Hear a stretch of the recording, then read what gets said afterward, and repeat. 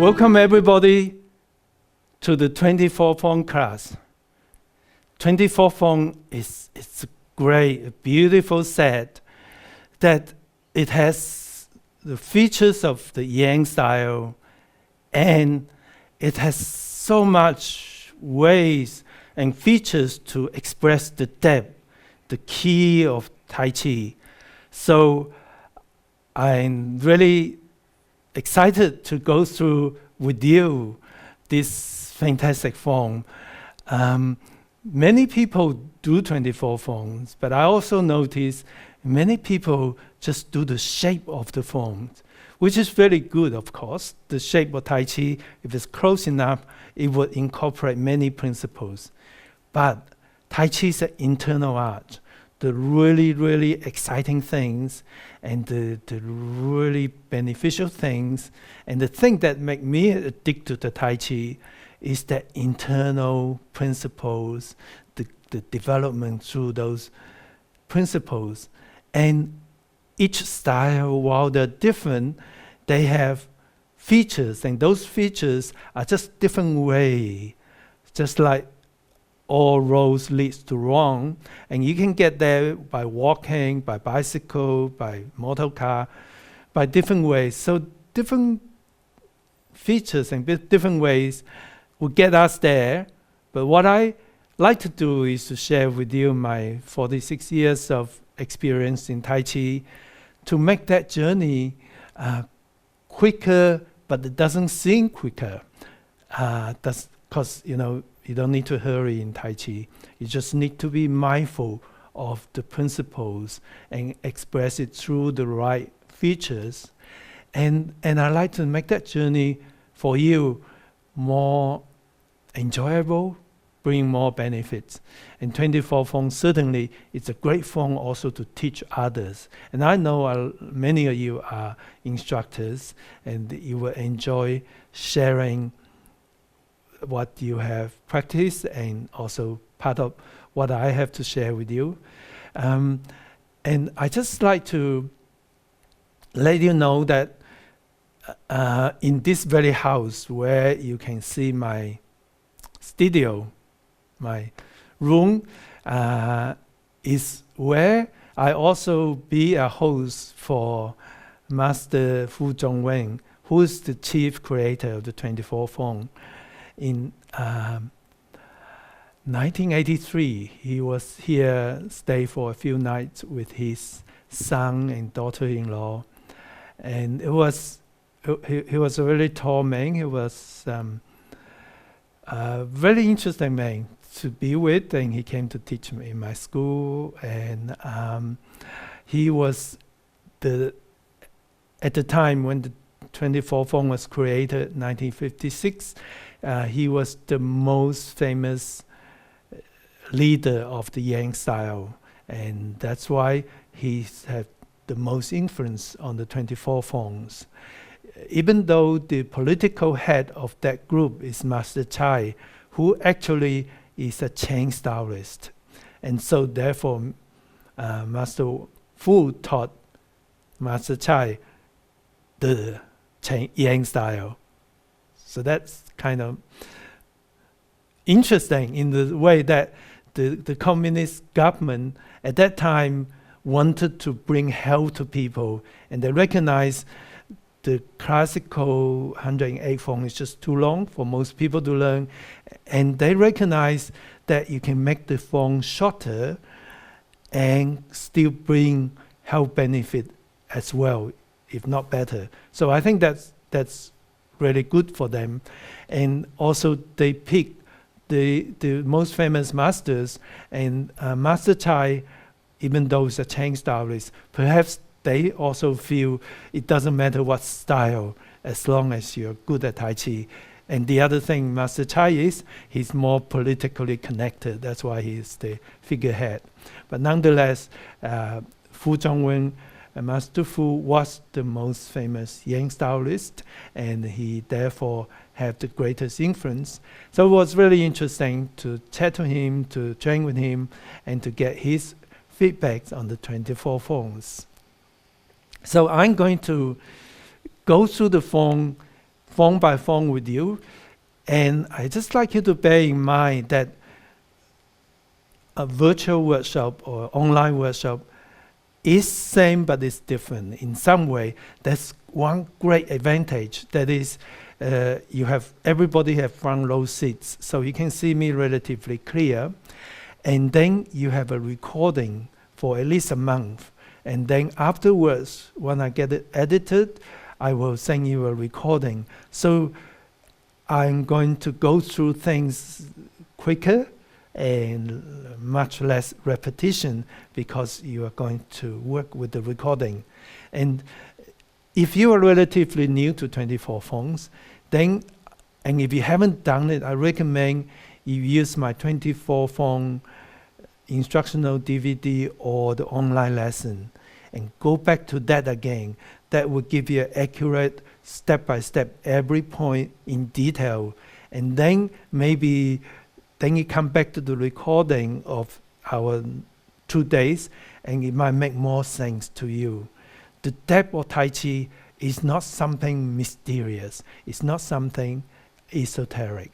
It's something very workable, easy to understand, and it's just fun to explore it. And I hope you're going to have as much fun as I'm going to have.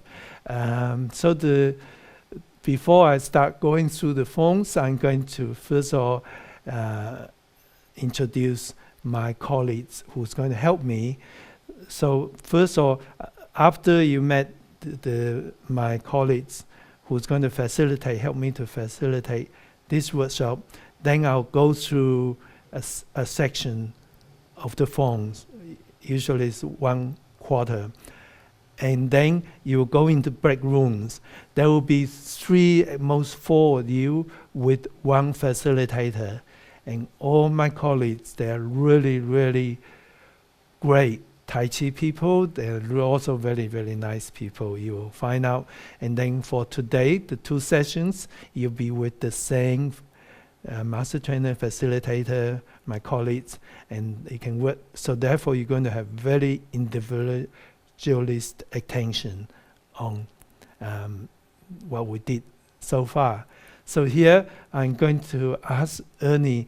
By the way, Ernie, of course, you know, is a key part of my workshop team, and Pat Lawson, is the manager of my workshop, and Evan is the technical expert who's going to run and make sure the computer works and you're in the right room. And by the way, Evan is just so good at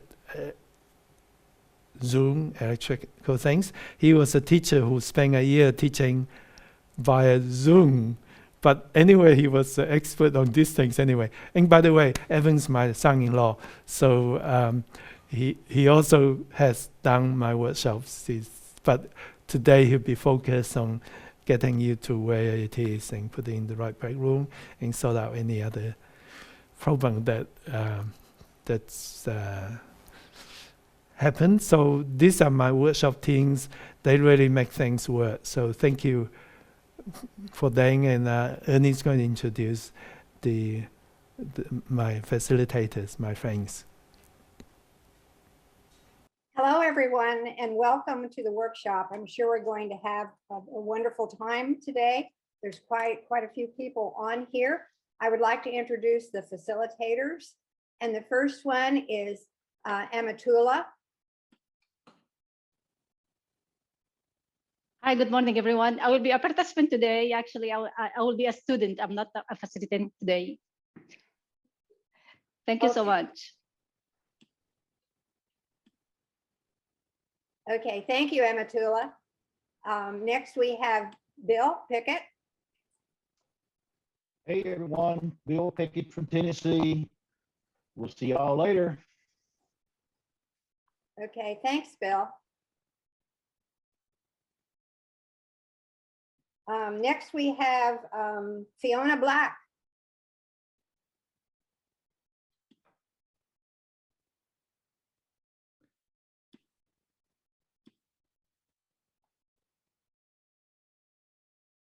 Fiona? Good morning, everybody. Wonderful to see you.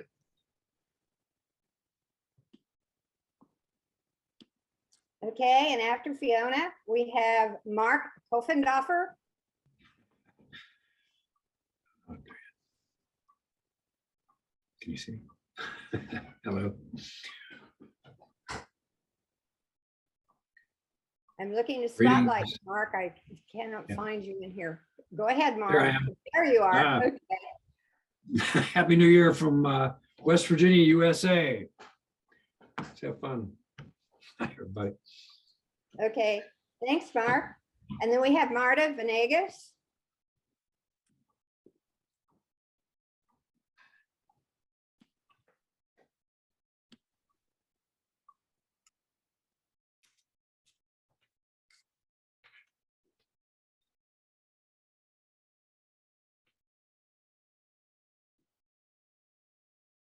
Would you unmute, please? Oh, sorry. Good morning, everyone. Here we are. First time in this new year. A very good year for all of us. Thank you. And now we have Pat Lawson. Hi, everyone. Welcome. I'm Pat here in Florida, USA, and looking forward to the workshop with you. Thanks, Pat. Pat is our USA manager of workshops, and I'm privileged to work with her and assist her. So you'll be hearing a lot more and seeing a lot more of her, which is wonderful. Next, we have Pat Weber. And Pat Weber is from Australia, of course. Well, let me find Pat. Good morning, everybody. Morning, It's- Pat. It's wonderful to see so many familiar faces, and I look forward to meeting some new people. Have fun. Thanks. Next, we have Richard Link. Hello, everyone. Richard Link from Memphis, Tennessee, where we are currently in the middle of a snowstorm here, but excited to be here and excited to work with you. And next we have Robin. Hello, everybody. This is Robin Malby from California, and I'm very excited to be here too, Play 24 Forum, meet some of you, and just have a good time. Great. And we have another from California, USA, and that's Hong Yang.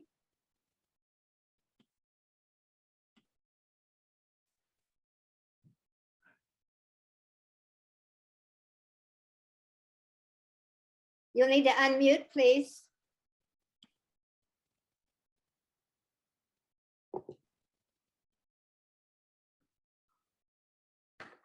Hi.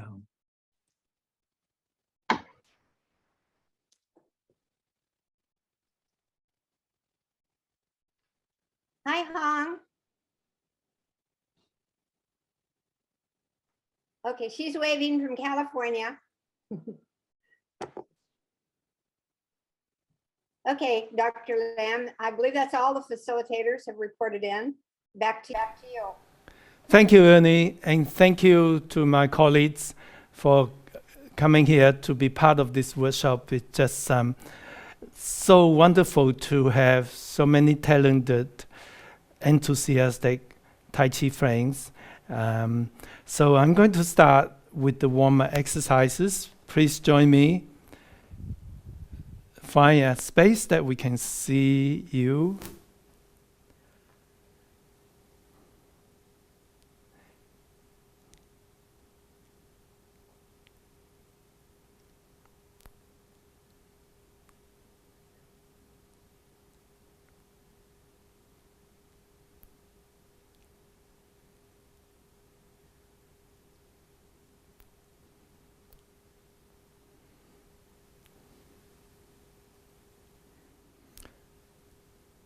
We're going to start with the warm-up exercises. I'm assuming you're really familiar with the form and the warm-up exercises. It is in the right from beginning. I talk about that. If you're not, that's okay. Just follow me. But most importantly, work very well within your comfort zone. So anytime you feel a little strained or a little uncomfortable, then you either sit down or do everything as well within your comfort zone and visualize other things. Remember, there's going to be a recording, and all the technical stuff are already on the online lesson or the video DVDs. So here we are going to talk about more inner things, the principles. And so a lot of it is the mind, the internal work. So you don't have to really overexert yourself. And of course, I want you to be safe. So well within your comfort zone, visualize, sit down anytime you need to. So having said that, we're going to start with the 1, 2, 3 warm-up exercises. Follow if you're not familiar with, but I'm sure most of you are. Open and close your hands and just walking around to allow your blood to circulate and your mind to be here with everybody. So that's number 1. Walking, loosening up, warming up. Number 2, we're going to do 2 stretches from the neck first. Bring your hands up slowly, breathing in. Chin back as you push your hands back. And as you push your hands forward gently, bend your neck. As your hands goes down, up, and chin back gently forward, bend your neck. Remember to work well within your comfort zone, and we're going to do everything 3 times.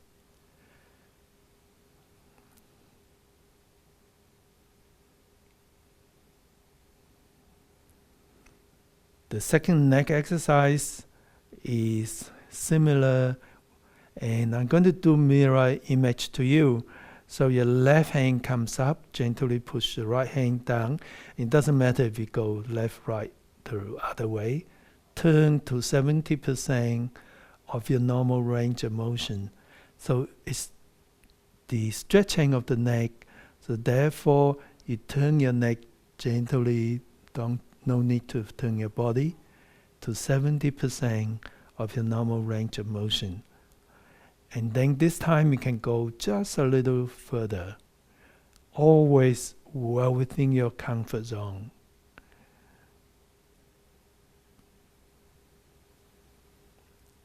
And the third time, each way, moving slowly, smoothly, and a little bit more each time.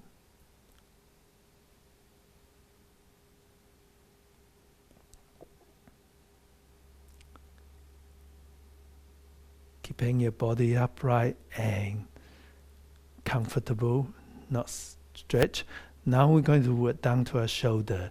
We're just going to roll our shoulder very, very subtly once, twice, in a circular motion, 3 times. And then we're going to do it the other way, backwards, once, twice, 3 times.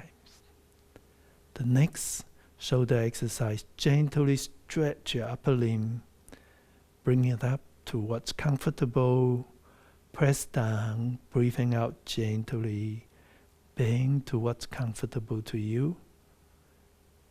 One more time, up, down, and the third time. I'm going to assume you are comfortable with dantian breathing throughout, and later on this time I'll talk a little bit about it. Essentially, the dantian breathing is using your dantian, which the area 3 finger breath below your belly button. using this area and try not to use other area, not to use muscles elsewhere, and breathe, visualize when you breathe in, you gently expand this area where my hand is, where the dantian is.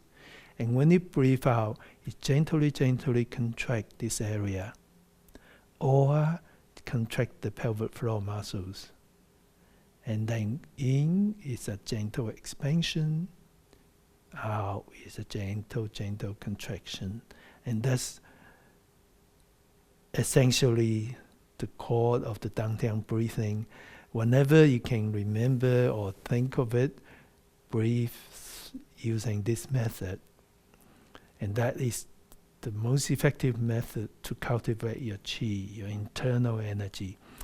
I'll talk more about that. So we done the shoulder. Now we're going to now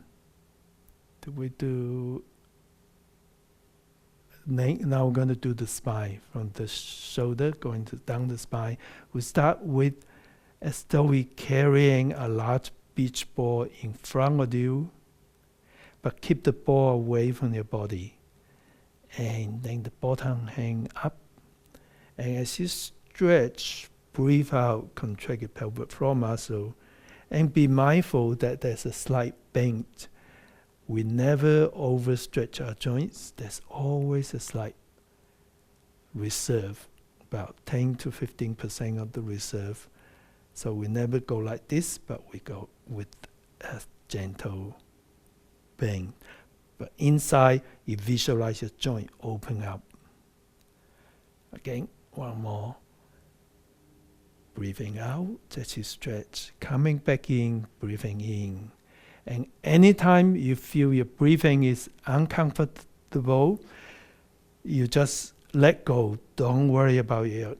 Your body will take over to breathe. However, whenever you can remember an out breath here, at the same time, gently stretch your spine. And one last time. Stretch the spine as you breathe out. Then come back. And the second spine exercise, we're just going to turn with our dantian. Remember I mentioned the dantian here. So your dantian turn and your hands go with it. So it's not twisting. Let's change. It's turning your dantian. And this is an exercise to connect your dantian to your body and especially your hands.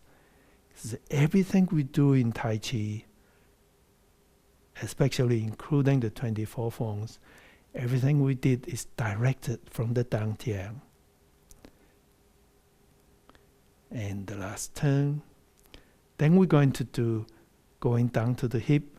So turn your right heel in a little bit, and then put the weight on the right side and take a step forward.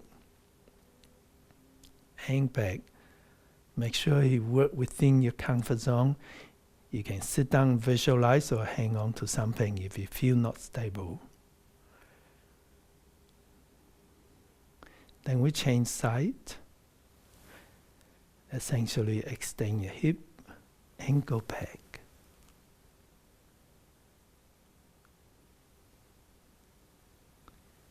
And last time. Then we're going to stretch your hip sideways. There's a little step to the side. Imagine both your hands are pressing on the wall, on a wall. And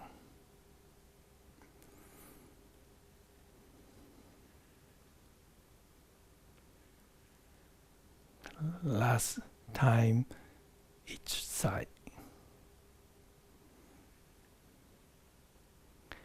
Now we're working down to the knees.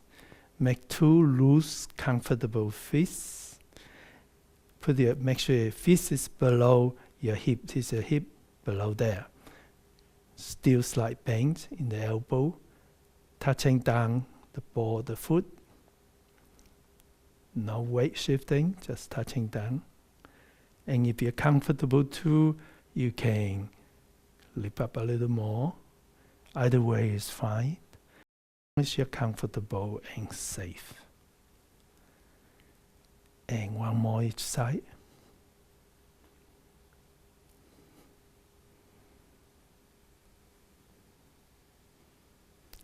Next knee exercise is similar. Heel first, foot down, and then shift your weight as you bring your fist forward. Come back, and the other side.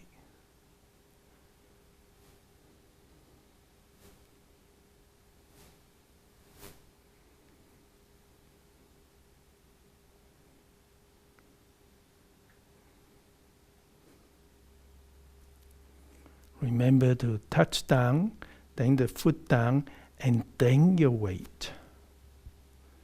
So this is exercise of weight transference, how the whole body works together.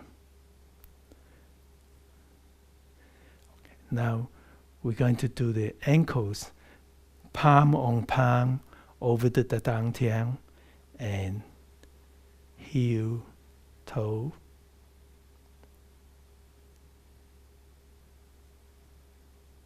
The other side.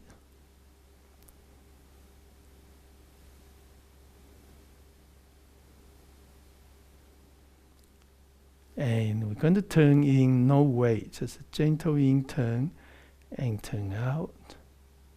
No weight.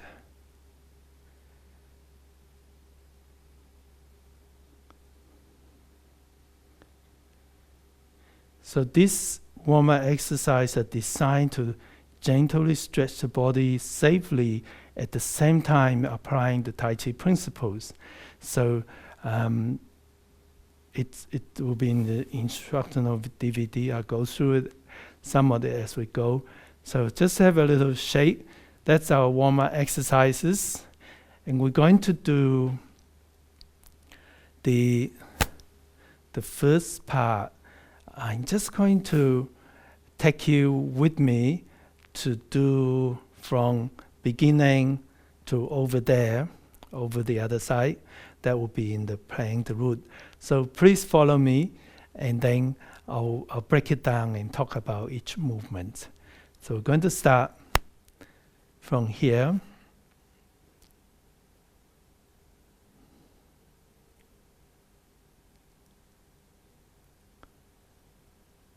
The first quarter of the 24 forms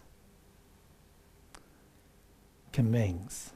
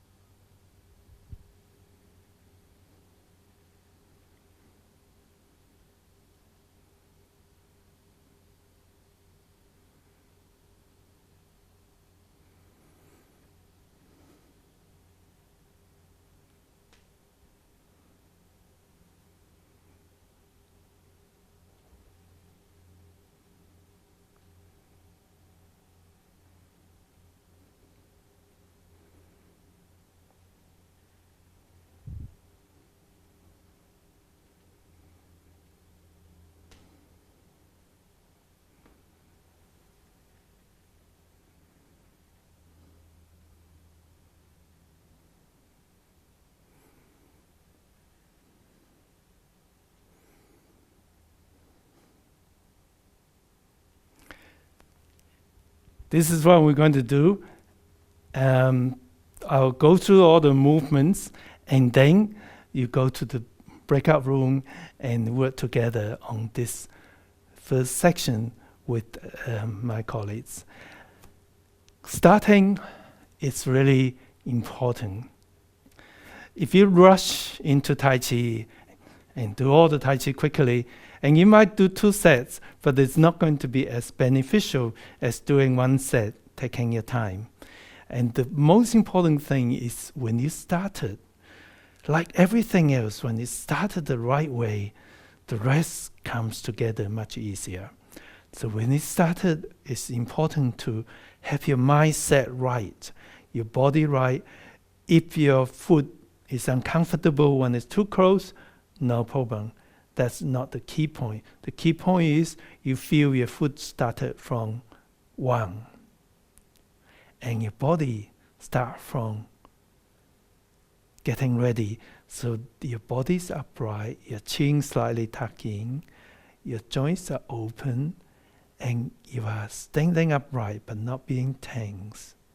And your mind start with the phase of Wu Qi. That means like the universe, start from nothing. That means you cleanse your mind. Okay, so you have worry, troubles, or you just wake up, it's a good idea to just be here and think of nothing, right? Don't think of anything.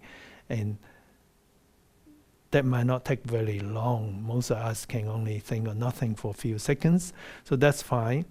You start working towards thinking of nothing and then back to your body. And when you're in your body, feel the body.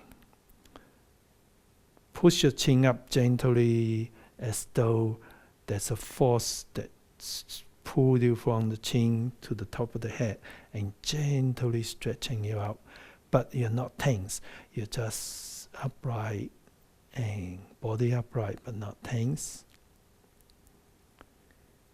And then take a dantian breath, in breath, out breath. Then start. Shift your weight and separate your foot. Moving slowly, smoothly, as though your hands lifting up without any effort, as 2 balloons lifting it up.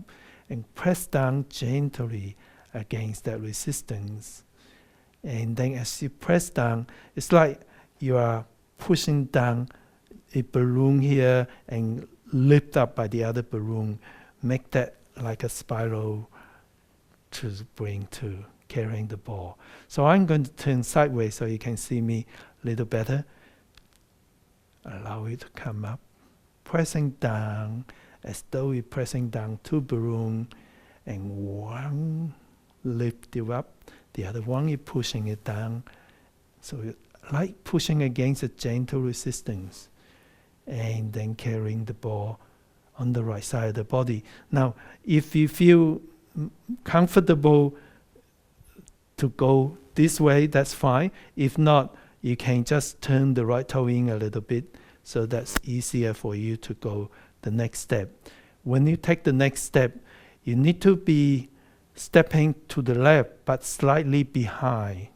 So when you step to the left and slightly behind, then as you do the parting white horse's mane, push the heel back so that your right toe is facing 45 degrees, your left toe is facing 90, this way, and that you are in a good balance. But if you don't step behind, you step here, then you can see that's a 1 line, and that's not as stable, whereas it's a broader base, keeping your feet separate in both a broader base, you're more stable.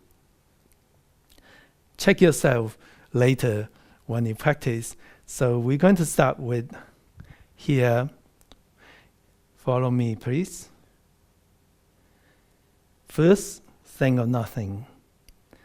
Then, be mindful of where you are, what we're doing. Back to the being. First, check your posture. Body upright, but not tense. Shift weight.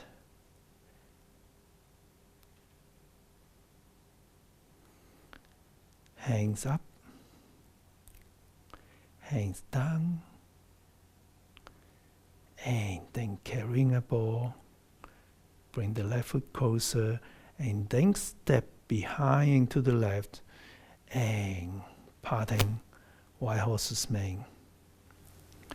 So remember, as you start shifting from here, as you start shifting your weight, you open your hands and you push with the hip strength, push your heel back, so your left hand is sort of facing you in an angle this way, and the force is on this part of the body, and this is a balancing force.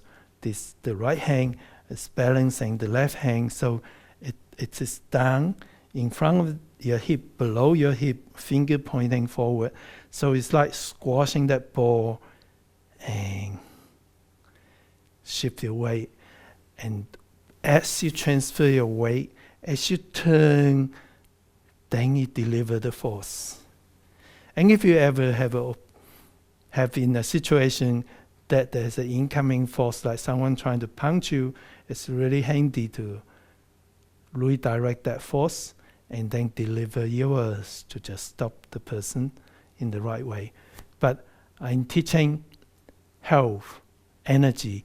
Your energy should be from your dantian, this part of the body, and this is the balancing, and your weight, your shifting weight, your turning, all start at the same time and complete at the same time, meaning that you step, weight, body, turning, hands, and then all done at the same time. Not here and then saying to your hands. Now that is good, that's moving your hands and your feet, but when they are coordinated, then your chi flows better and your energy is wholesome together. And that's important. That's part of the importance of Tai Chi. And then you can, as you do more of that right, you'll get your chi flowing. Out breath here.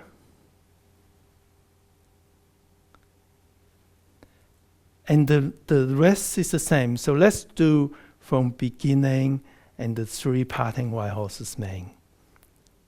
Follow me, please.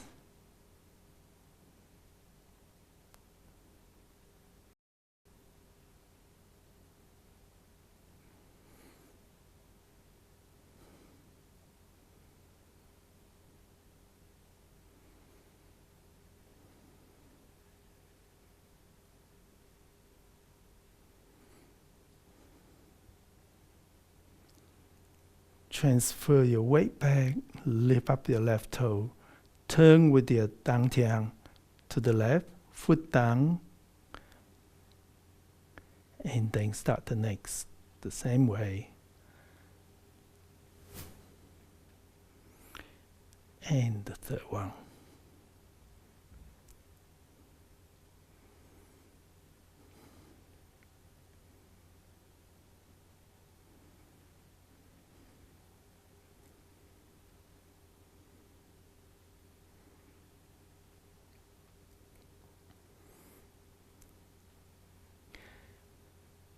Doesn't matter what style, what forms. Every Tai Chi move can contain spiral force.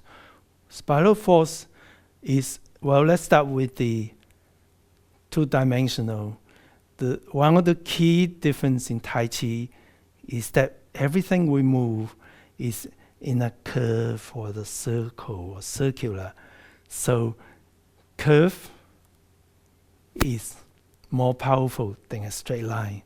Certainly more interesting. And 3-dimensional curve is a spiral. And in every Tai Chi forms, you can have spirals. Here it's a great way to express your spiral, your dantian going in spiral, your hands go in spiral. However, spiral force is really an entire new big topic. If you know it, apply it, and feel it. If you don't know it, it's okay. Don't worry. I'm going to talk about a lot of things, and some of them you not necessarily come across. But a lot of topics I do have devote a whole workshop on it. So there's a workshop on spiral force, and there are a lot of things on with a recording you can access. So I would love to teach everything in 2 days, but it's actually works better if I do one thing at a time, which is what I'm doing. So I'm not going to talk about spiral, except to say that here you can use it if you know. If you don't, then go back to it again and work into that, and then come back and apply it. In any case, if you do it a similar way as I'm doing, then you are using a degree of spiral force anyway. Don't even have to know what it is. But when you know what it is, when you understand the depth of it, which is what we're doing now, then you make more meaning, make it more powerful. And that is part of why the Tai Chi journey can be so interesting. So at the end of Parting White Horse's Mane, that's really good. It's like following step, the force translate from here, following step, as though we're squashing that ball and open up, separate your yin and yang, and sinking your chi as you open up. So that's white crane flashing wing, where your weight's in the back and your chi sinks and breathe out here before you lean to the brush knee. Brush knee have 3 components of the movement. The first, when you come to here, that's the first movement, getting ready. Your right hand's out here, left hand next to the elbow to protect and getting ready. And then you step out and separate your hands, getting prepared the next movement. So that's the second part. First part here, second part, separate your hands. Your left hand goes down here. So if you face moving in that direction, your left hand is pointing in this right hand corner, not like this. Because if you point this way, then your elbow turn and this part of your arm becomes stiff. But if you sink your elbow, then your fingers pointing that way, and that allows the chi to flow better. So that's the second part. The first part was here, second part. And the right hand just stretch a little bit. And then as you brush knee, shift your weight, push the right hand forward. And as you here, the force is obviously here. And deliver your force, breathe out, and as though you're pushing a balloon, an elastic force to bring you back, leading you back to the next. When you push forward, as though there's a elasticity and bring you back to the next movement. And that's the brush knee. So let's do from third Parting White Horse's Mane. Follow step, turn carrying a ball, weight back, open up, and sinking down. Right hand down, left hand across, step, second part, then brush, knee, and as though there's a gentle resistance, bounce back, turn, and again, second part, first part, second part, and brush. Again, gentle resistance.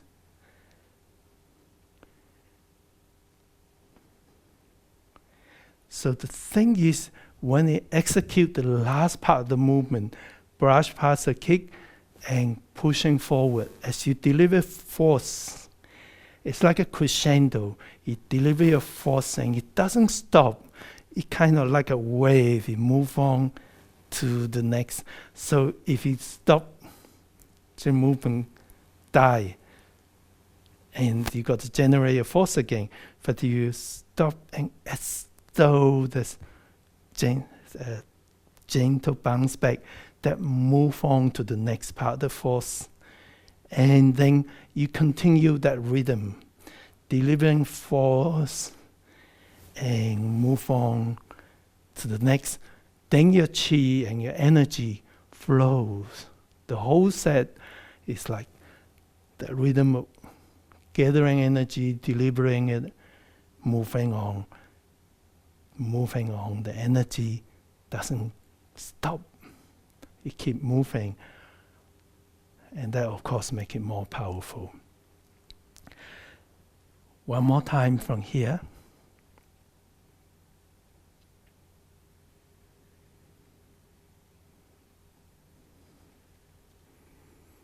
Sing your chi, move on.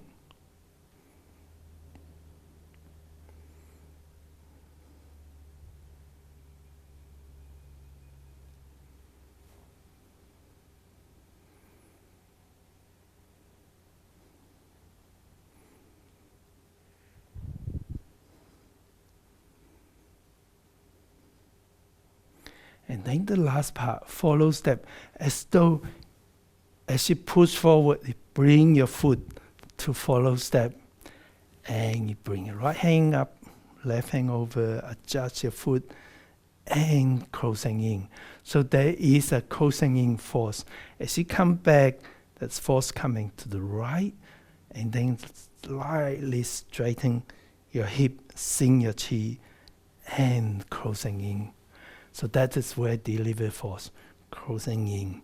And then you move on, but we're doing that next session.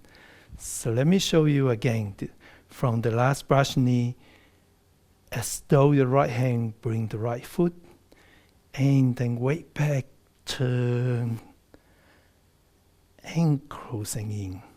So that closing in is very, very subtle. It's an internal feeling from here to here. So let me exaggerate it. It goes like this, and then closer. In the normal movement, it's almost imperceptibly little closing in. That's where you deliver energy and breathe out. Sing your dantian, contract your pelvic floor muscle. So that's what we're going to do. We're going to get you to the break room from beginning to playing the root. Follow me one more time before we go to the break room.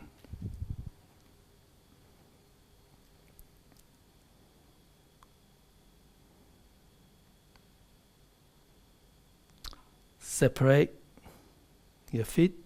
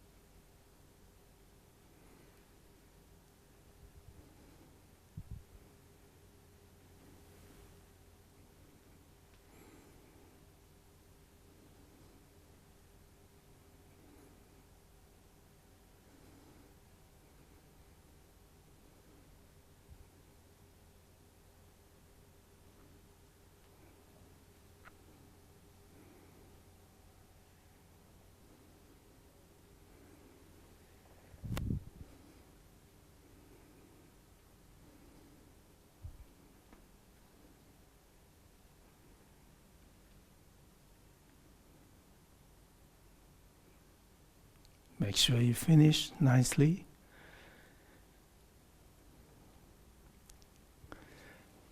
Okay, so we're going to have 12 minutes. First, so introduce yourself. There's only a small group. Practice together, work with your facilitator, and then come back about 12 minutes. Yeah. Soon. And so What do you want to know? I guess I didn't really think this through. That's probably more than enough for we to, although you did. Okay. Oh, I we don't all want to know talk each on other. and I'm on. just- Adrian, Hi, Bill. why don't you introduce yourself to Erica? Okay, Hi, hey, Bill. Dr. Lamb. Hi. Hey, Paul. Hi, How are you? Adrian. Hi, Good, Dr. Lamb. good, great. Hi, Erica. It's good to see you. You look great. Oh, thank you. Good to see Yeah. you. Good. Hey, Julie, you had shrunk. No, that's your son. He's great. My son does that. He plays ice hockey. He's Oh, wow. Sophie. Yeah. Oh, wow. Hey, Julie. Hello, Julie. Julie. Hey, that's actually Amelia, my 5-year-old. Oh, wow. They grown that quick. Wow. Well, Thanks yeah. for letting me come in and out tonight. It's a bit crazy at my house, but I appreciate the time for letting me come in. Thank you. Good. Well, thanks for joining us. Always Adrian, great why to don't have you, Julie. And Okay. the one I Adrian. must tell you this story. One day Matthew was golfing. He was the golfer, and he gets upset because people bring him their loss.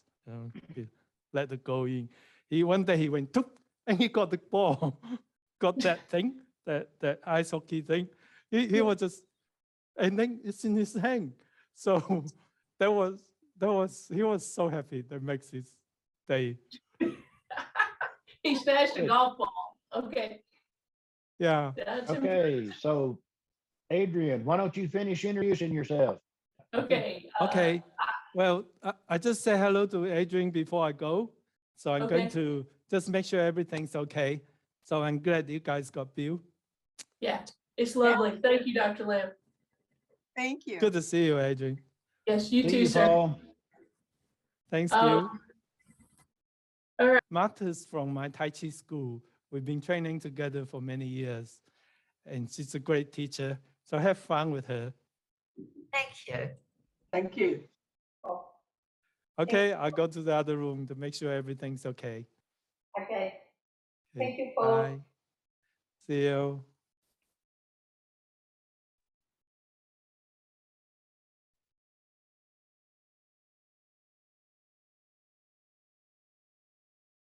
I'm really excited to be all part of this group. So, Hey, Richard. hello. I'm just going to all the rooms to make sure everything's okay. Yeah. Hi, Natasha. Hi, Paul. How's Melbourne doing? Oh, well, Richard's got a snowstorm. We've got a sunstorm today. Pretty much like Sydney. And Mary and Rich, where are you from? We're from Buffalo, New York, so we have about an inch of snow. Okay. Yeah, do you know Evan come from New York? My son-in-law, my daughter used to live in New York City for many years, but they come back to Australia. I think they're staying here. I guess it's no difference. He's now in Australia, but you Right. guys are from New York. So. Well, if they're here in our summer, we'll take them sailing. Well, we love to sail on the Great Lakes. We'll take the kids sailing. Oh, Or wow. we'll come to Australia with you. Great. Yeah, we are a great sailing country. Yeah, I think. Yeah. Well, I just going around to make sure everybody's okay. So I'll come back again though. Okay. So yeah, so nice to see you again. I'll come back. Okay.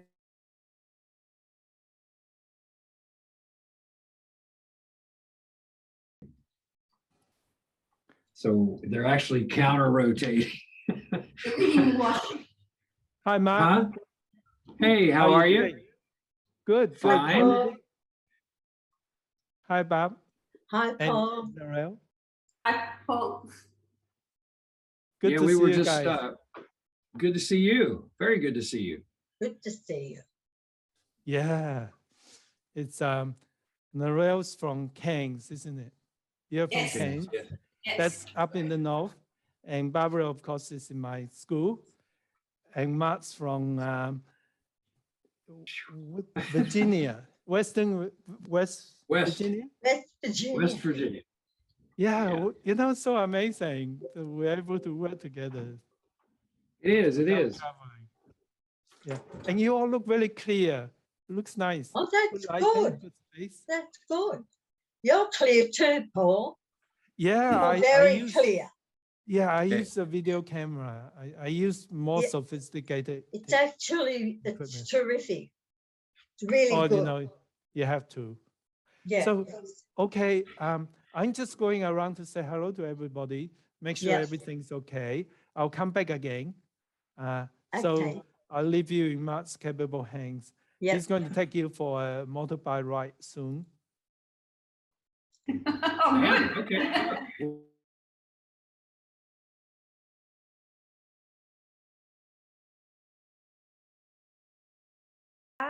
And you know your sequence. I like how you moved through. So let's follow me again. And this time I'm going to Hi, take a little Robin. more. Can I just Oh, hi, interrupt one Paul. sec? Oh, Hey, yes. how are you doing? How's your class? Oh, they're great. They were just showing me the form. I have worked with Mary and Russ before and was able to see so much improvement. First time to work with Christine, and she did a very nice, steady job of going through the form. Yeah, Chris, where are you from?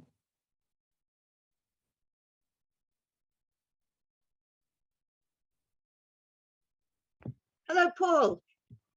I'm from New Zealand. I've met you there, Taupo, long ago, but now I'm living in Hobart, so I'm here in Tasmania. Great. Well, two very beautiful places. And yeah, I really remember, but not so clear. So No, that's it was fantastic. about 2017, maybe. Yeah, a few years ago. Obviously, you have better memory than me. And my friend Ross and Mary, long time no see, you guys. It has been, Paul, with all this mucking around, locking down and so on. It's good to see you. Yeah, same here, mate. Yeah, I miss seeing you guys. Hopefully, we'll go back next year. So I don't know if Robin knows, Ross and Mary is from our school. And I didn't know, but I see such beautiful flow this time around, so that doesn't surprise me to hear that. yeah, they're amazing. And Hazel, it's a great friend. Or me too. We're great friends. They're just wonderful people. Or just those things we miss, like seeing you. And but we're here, so it's great. I'm just going around all the class to make sure everything's okay. I'll come back again. So I'll see you later. All right. Good to see you, Dr. Lam. Bye, Christine, Riles, Mary, and Robin. Okay.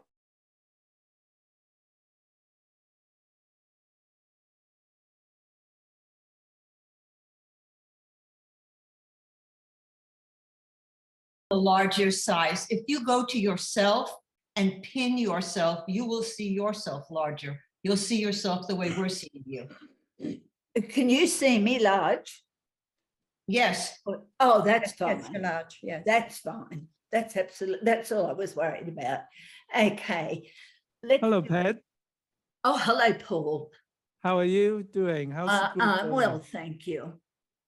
Good. I can see you have an expert there. Hey, Gail. Oh, yes. Oh, yes.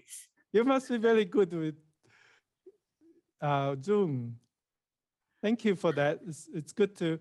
Where are you from, Gail? I'm from Long Island, New York. Oh, wow. That's where Evan comes from. Ah, my there you son-in-law. Yeah, he grew up in Long Island all along. I And raised my still- family here. Yeah. Well, it's good to see you. And Christine, where are you from? South Australia. Oh, good.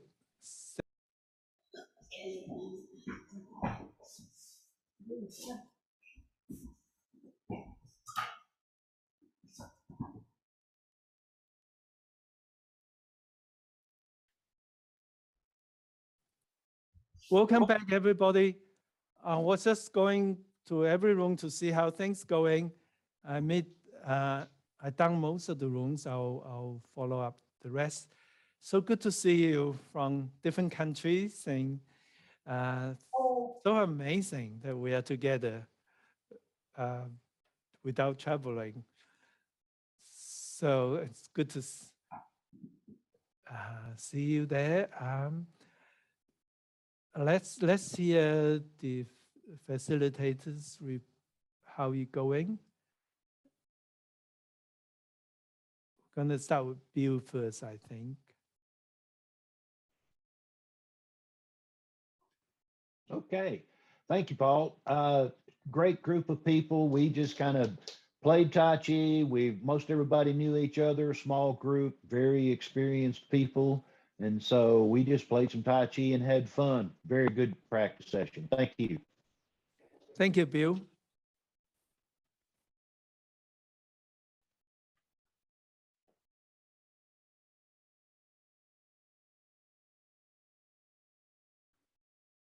Hi. Yes, we were similar. We had a lot of fun. We did the form through 2 or 3 times. Everybody knew what to do, so that made it much, much easier. And we were able to focus on posture and moving from the dantian. So we had a great time. Thank you. Thanks, Fiona.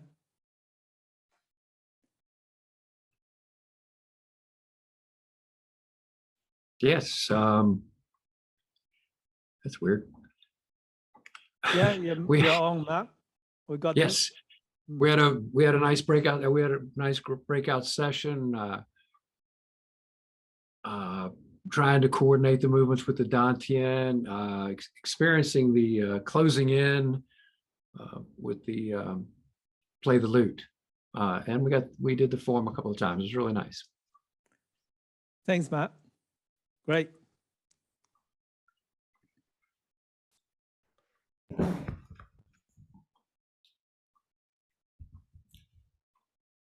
Hello. Yes, we can hear you, Martha. Go ahead. I got a window in my. Yes, I'm sorry, I forgot to do the introduction of the participant. We do You it can do next that time. next round. Yeah. We focus in the dantian, how to move from the dantian. So we didn't finish the form, but we really, I think most of the participant got that and noticed the difference to move just your arm and to move from the dantian. So it was very good. Thank you. Wonderful. My group was so well prepared. I thank them for all the work they did ahead of time. And we were able to, after meeting each other, we were able to go through the form twice, noticing especially the what Dr. Lamb had said about not stopping and that feeling like elastic, like a rubber band, elasticity, and letting the end of one move become the beginning of the next, just feeling it. And the group had noticed that on their own. So the second time we did the set, we kind of focused on that. Thank you, Pat. Great. Next.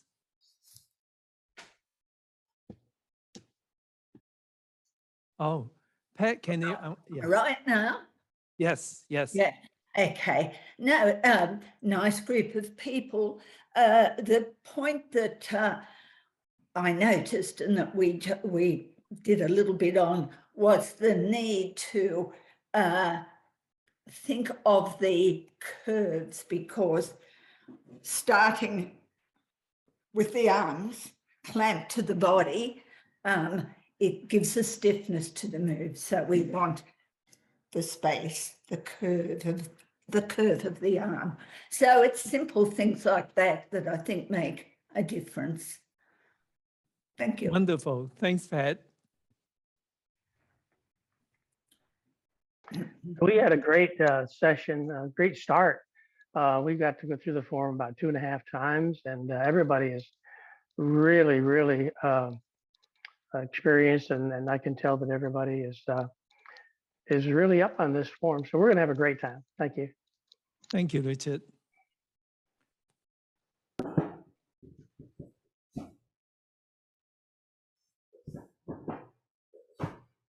Yeah, go ahead, Robin. Yes, I had a nice group, 2 people who I have worked with in the past. So it was very fun to see them and see how far they've come.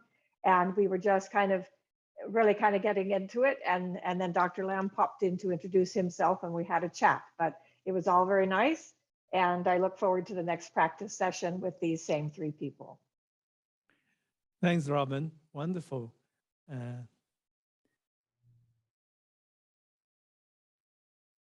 Who's next? Just Hong. We practiced Robbie. together. We practiced together twice and warmed up for the new year 2022 without kicking the wall. Thank you very much. He's still at the wall. Thank you, Hong. It's great to have you. That's everybody, isn't it? Let's have a 5-minute rest. I will stay here. You are welcome to stay and ask questions or anything, but otherwise come back in 5 minutes, then we start the next session again. So feel free to stay, ask questions, or to leave for 5 minutes.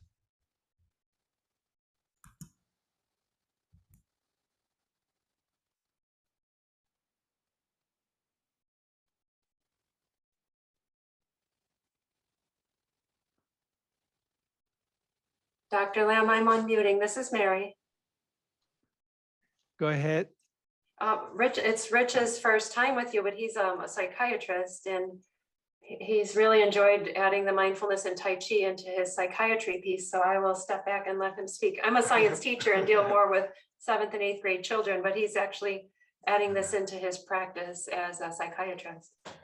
Yeah, for most of my career, I focused on psychopharmacology and neuropsychiatry as well. But then 3-4 years ago, started learning about mindfulness and then stumbled across Tai Chi, and it's all come together in a very useful way, both personally and professionally. Wonderful.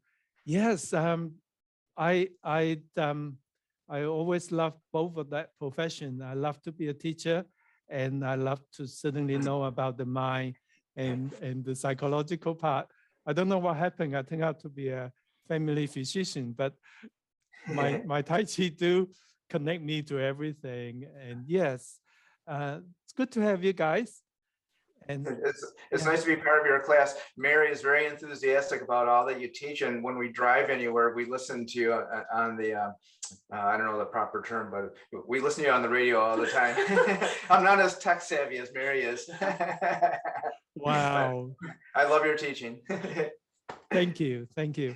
Well, I enjoyed it here, and I look forward to meet with you in person as well. That'd be wonderful. Yep. Come stay. Very good. I'll mute us. Thank you, sir. Hi, Daniel. Good to see you. Still lots of books behind you. Hi, Dr. Lam. Yeah, no, that's this is my office. So there's a lot of books back here. These are all physics textbooks. Yeah. So behind me, in that door, which you can't see now, I bought a curtain to close it. That's my study, and I do have lots of books. They're so heavy when you have to move house. So you get an iPad and you have a Kindle app. Yeah, but it's nothing like the book, you know. Yeah, Yes, no, yes, I read both the Kindle and the paper books, and it's a different experience. Yeah, when I travel, I do have it's called tablet, sort of like an iPad, and it's Right. like my phone. Yeah, so it's good to carry around and read that.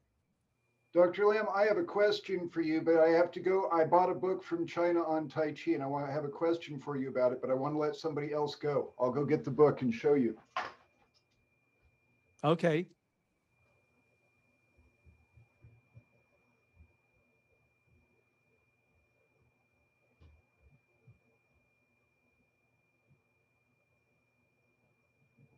Yeah, go ahead. Just unmute yourself and talk.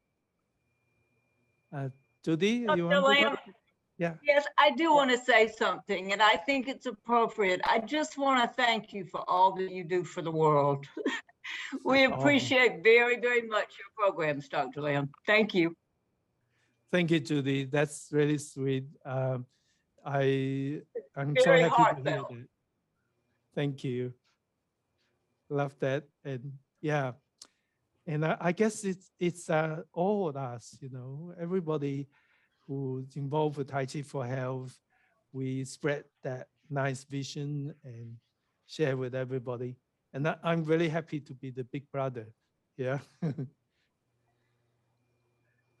Daniel? Dr. Lam, I bought this book at the Asian Arts Museum because I recognized the characters on it said Tai Chi Chuan. But Right.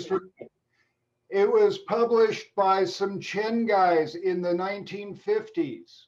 And apparently it's very famous. I don't know anything about it, but it has this diagram. And you probably can't see the diagram, but it's the Tai Chi symbol. And he's showing these hand motions, tracing out the Tai Chi symbol. And I wanted to ask you if that made any sense. Daniel, yeah, the title says Chang style Tai Chi, and the hands is doing is the spiral force. He talked about the clockwise, anti-clockwise spiral force, and the hands were showing that. Should we I think I had the same book. I'm sure you do. You can probably read it. Oh, I can. Yes, I enjoyed. Well, it's an advantage I'm so lucky to have, to be able to read and understand, especially the cultural interpretation of the word. Yeah. So I can see in the book how he's showing to move the hands. I can move my hands like that, more or less, right? I'm not the Chen guy, but is that like, should we do that? Is that a good practice? Oh, absolutely. I don't know if, have you been my spiral force workshop? Yeah, and I'm signed up for it next week as well. Fantastic. Well, that's the same principle. The spiral started from the dantian, going through the limbs, expressed by the hands, and every style have that. The thing with Yang style is the spirals are much more subtle. So it's, some of them are very more obvious. Some of them, like here, it can be obvious. And the hand shape is not as not as outwardly spiral as chain style. When you do the chain style move, you go much more. Whereas, but it's still there, just more subtle. So you can apply it everywhere. Okay. All right. No, I had never seen that diagram before. I thought it was very cool, but I didn't know if it was worthwhile to practice that. It is cool, and it's, yes, sure. Especially when you do your 36. I think you done 36 with me. Yeah. Yeah. So think about it. Trying to make it natural. Don't sort of try too hard, but just feel the spiral, and that will come through. All right, thank you. Sure. It's good to know. Like next day, I'll teach you Chinese. Okay. Welcome back. And so we're going to start moving on. But if you have any Tai Chi questions before we go to the movements, here's one chance to come up. But there's always more opportunity to talk, of course. So I get that I didn't hear anything. So let's do continue the movement, and then similar format. So this time, follow me.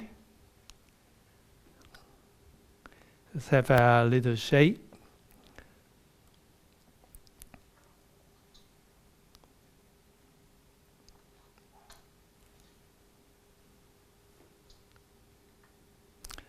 We're going to start from where we left from here, from playing the root. And if you like, follow me.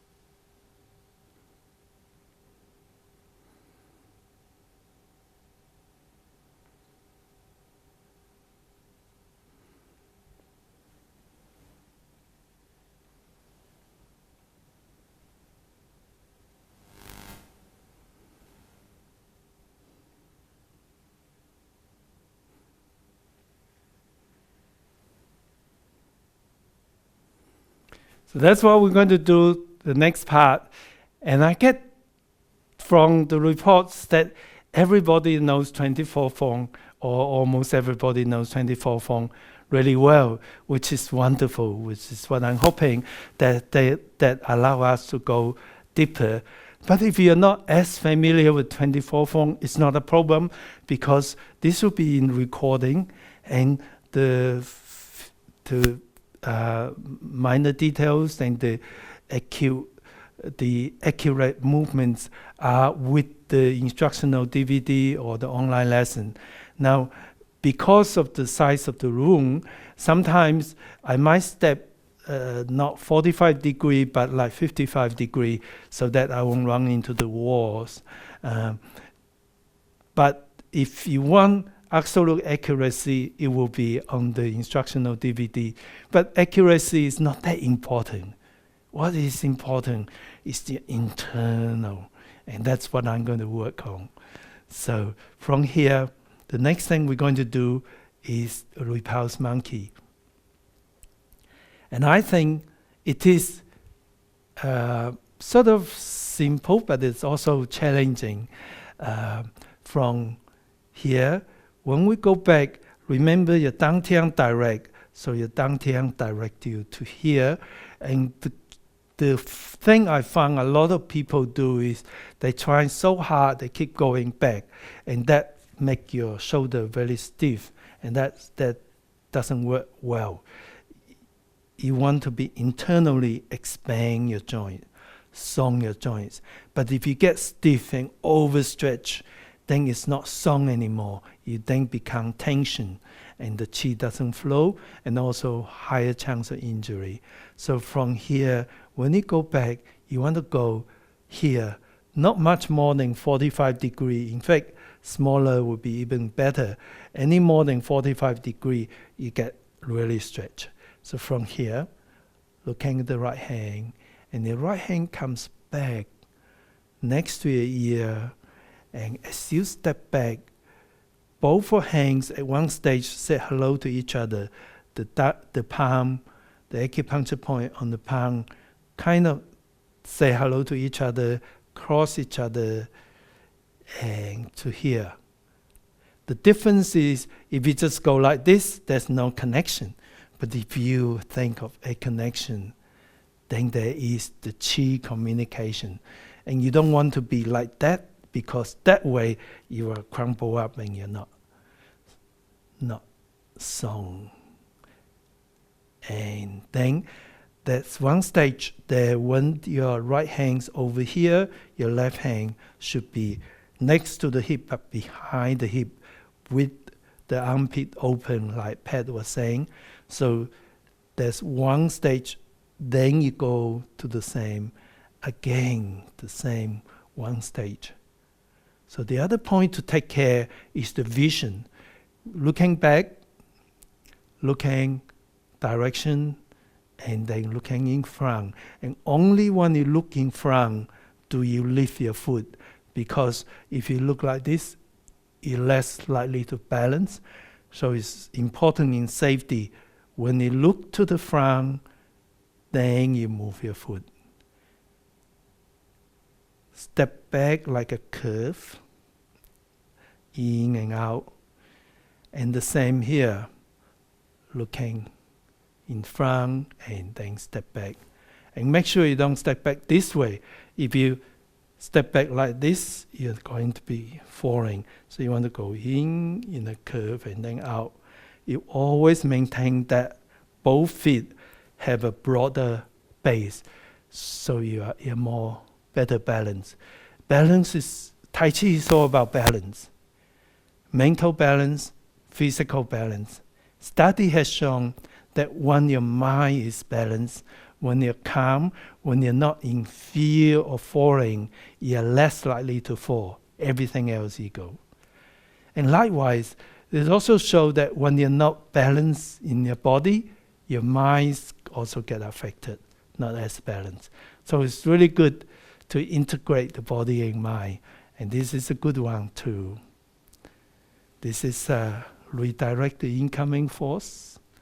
Then this hand redirect incoming force. This hand deliver force. Sing your chi, deliver force. And right hand now redirect the incoming force and deliver. And the key is to maintain balance and bang only what's comfortable. Anytime you feel, oh, it's a bit too much, then stand up and it will be making it easier. The goal, the final goal is to keep the same level. So eventually you want to start with this level and keep your knee bang at the same level. That way it really exercises the thigh, the muscles, but also it makes you stronger. So repulse monkey is really good for building strength, but it does take time. So don't take risks. Stand up if you need to, but make sure you're taking your time, so then if you can keep the same height. And that is a really good way to train balance and train your energy as well. So repulse monkey, never easy, but it's always fun. And that's a way to understand grab hold of incoming fist, and as your dantian move, redirect, absorb the incoming force. And if you need to, deliver your force to stop advance. So if you feel this is delivering force and the way you deliver energy, breathe out and deliver energy. And then when you do the fall, come back here, carrying the ball, and then that goes to stroking bird's tail. Stroking bird's tail is the thing of Yang style. It actually has 4 movements. It's all where the major force delivering move are, the way you move energy. So stroking bird's, if you do chain style, it's derived from leisurely time code, which look quite different from stroking bird's tail.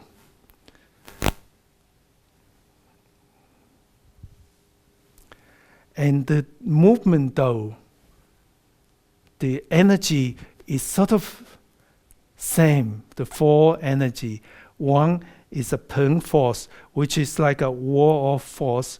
The force is here. So when it comes to here, remember, put your foot down, and then as you change, move forward, turn using your spiral, then you create this block of force. It's called Peng force. The force is here. It's like a blocking. But also, the Peng force also can be delivering force if you have to. But generally speaking, it's more a defensive, blocking wall of force. And then from here, you turn your dantian very slightly, and you're reaching out to feel the incoming force. And therefore, you need one hand on the other person's wrist, the other hand on the elbow. And that's why you need to turn it this way, not this way, and not this way, but here, because you feel the two joints of your frame or your position. And when you get hold of the two joints, you can feel where the incoming force is, and then you shift your weight using your dantian to redirect the incoming force. And that's so beautiful. For me, Tai Chi is about life. So living life full of conflicts. Life is full of challenges. And Tai Chi teach me the most important thing to help solve your conflicts is reaching out to feel the incoming force. Where it's coming from?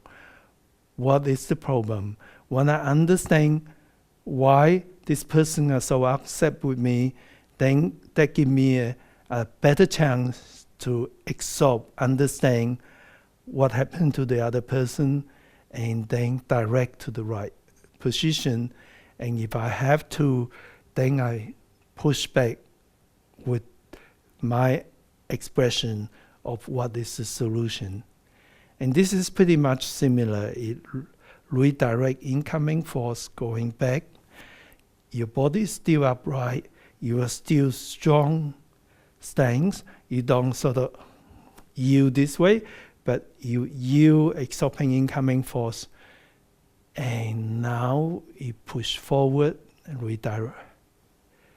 So that's the four force. First, Peng force. Then listening, the Loi force is redirecting, rollback force. And then the press, resistance, going back, gaining back your position. And then again, absorbing incoming force. And push forward and uplifting. So you push, when you understand where the force, the energy is, you not only push forward your way, but it also helps to uproot a belief that is not true. So in terms of physical, you uproot your opponent so he can sort of retract from you.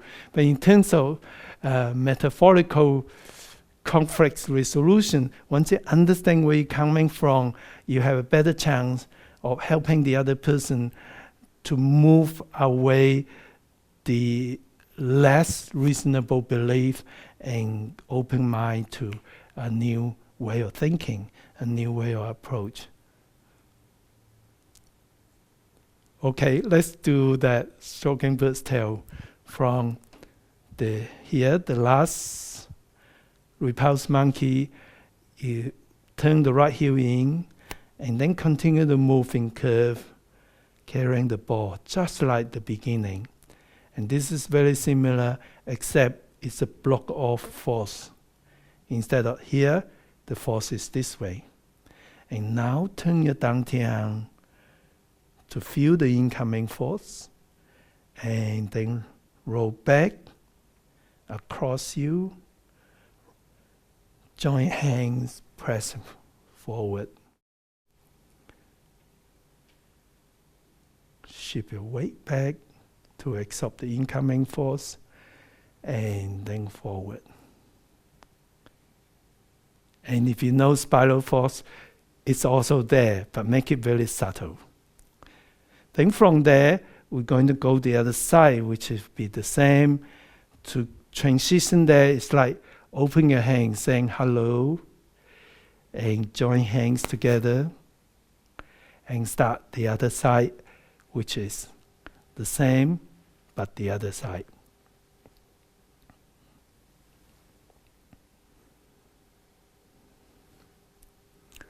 So you can see the weight shifting, the dantian directing, and the Zhong joints are all there. When you do it right, then it becomes the most powerful movement. And then from here, you're going to turn like a redirecting force.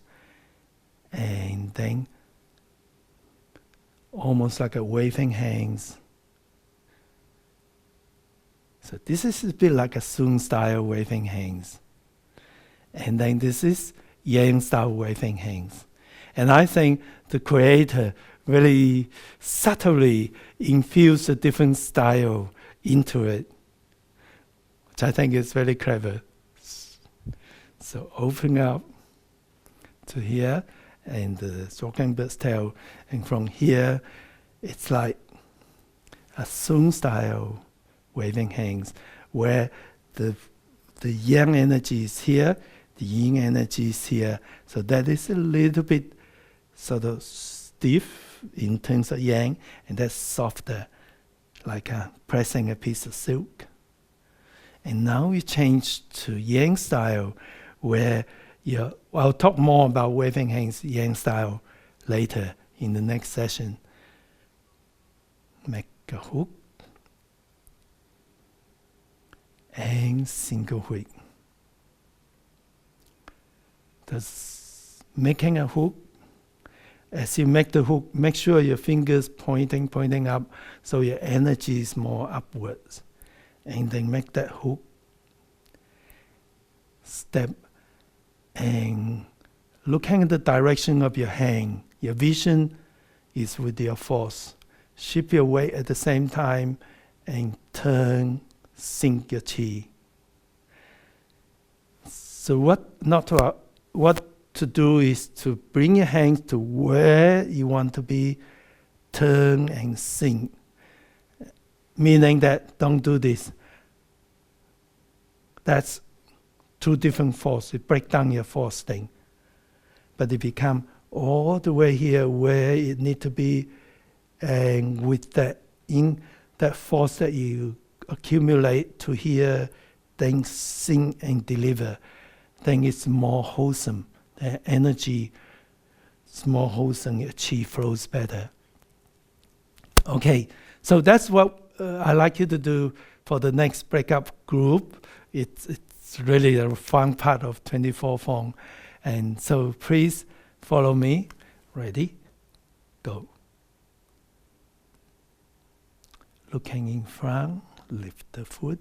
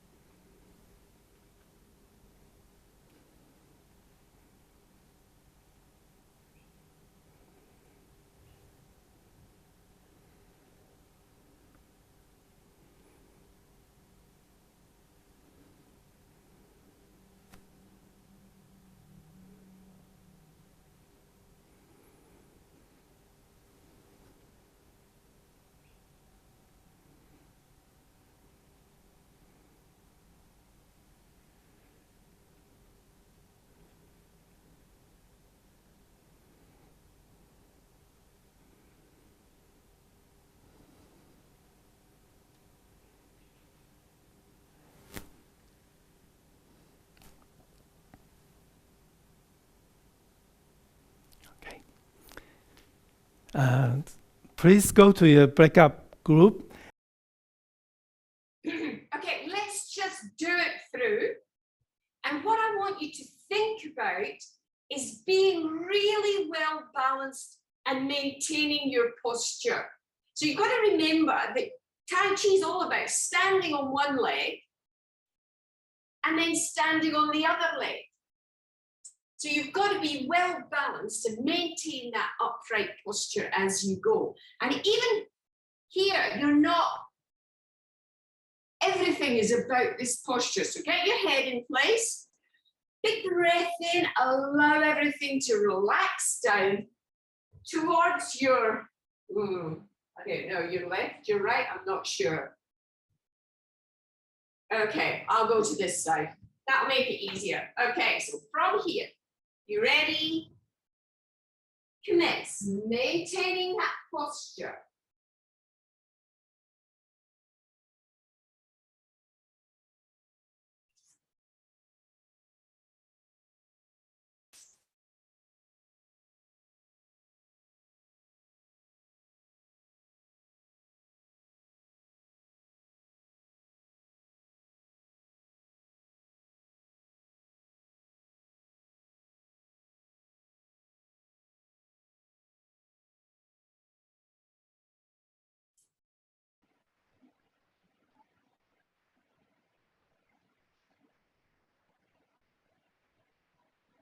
Plan to visit that area in Europe next right.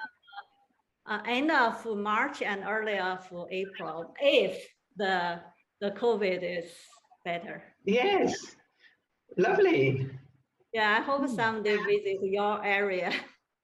Yes, hope to see you then. Yeah, great, wonderful. It's good to see you. And Wendy, I don't think we met before, have we? No. Where are you from? Your DVD. I'm from United States in New York. Oh, New York State? Oh, okay. Oh, Yeah. I went there last month. Yeah, but I have never met. We have never met. Okay, well, good to see you. Good to meet. Yes. Very cold. Very cold there right now. When I was a medical student, I got a scholarship to study in upstate New York in the Strong Memorial Hospital, University of Rochester. That's Are you where close to that? I graduated from the I lived in Rochester for 9 years. I got my bachelor, master, and PhD from University of Rochester. Wow. Well, I was there 3 months, mainly in the hospital. Yeah, it's a great university. Yeah, but now I live on Long Island. Yeah. I Okay. visited the New York City December 1st. This year, This last year, I went to see my elder daughter. She just bought an apartment, so I go to help her. Right. You know, Evan, my son-in-law, he lived in Long Island all his life until he went to university. Then he lived in New York City with my daughter and grandson, but they migrate to here now. They're going to stay in Sydney. So Evan, the guy who organized my. Wow. Well, it's good to see you, but I can't see your Tai Chi. You were in the corner. Next time, just walk forward so that Hong and me can see you. Okay. To give you some feedback. Thank you. Sure. Jerry, how you doing, mate? I can't hear you. You got to unmute yourself. Here, I'm back. Yeah, I'm doing well. This is great. I'm very, very happy that Hong is helping us out. So it's working out really well. Yes, good, wonderful. We're familiar with each other.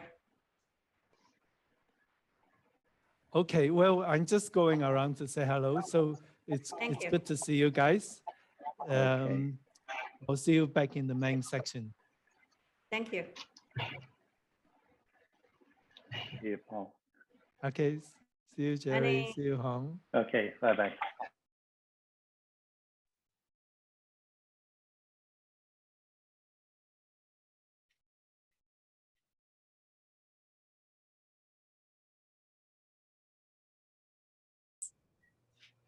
So let's see how that much feels. Remembering to be looking back past your fingertips, and then as your hand comes to your ear, look front, and then the foot goes back. We'll start and play the lute with your left heel in front and your hands in lute position. And I'm going to take my picture off.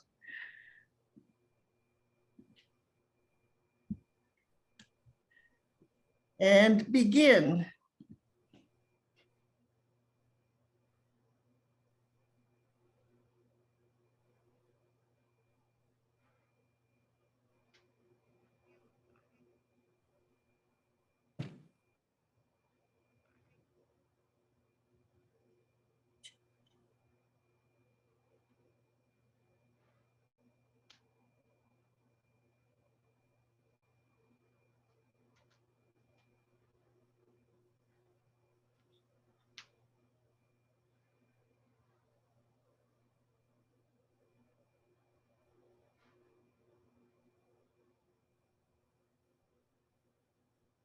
And pausing, yeah, you can pause after that first piece of the grass bird's tail.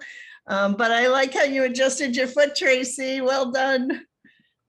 That was good.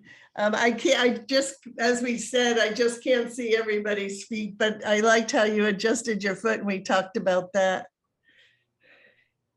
So on Repulse Monkey, let's take our time.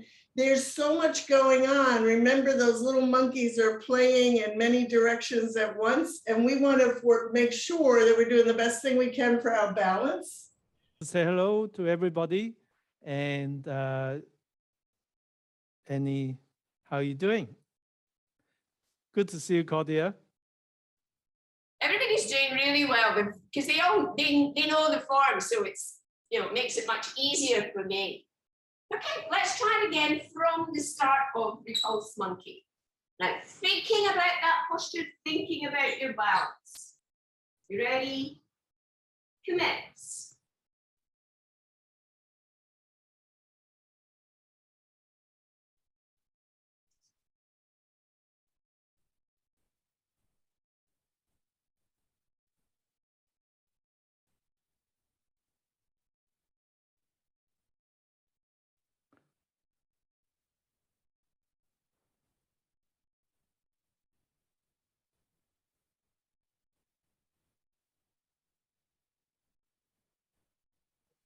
Wonderful. Ready for stroking peacock's tail. Step out as if put a brush knee and lower.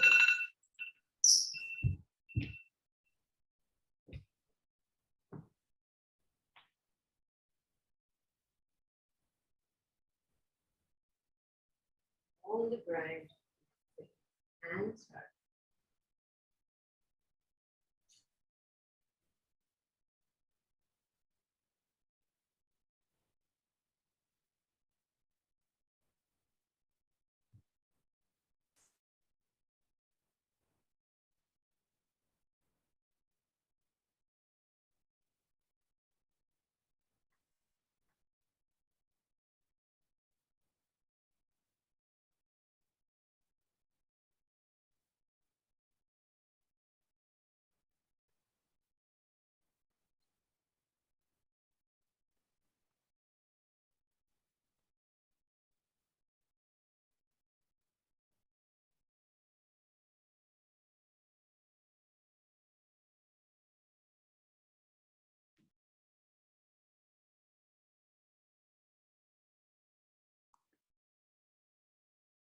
Welcome back, everybody.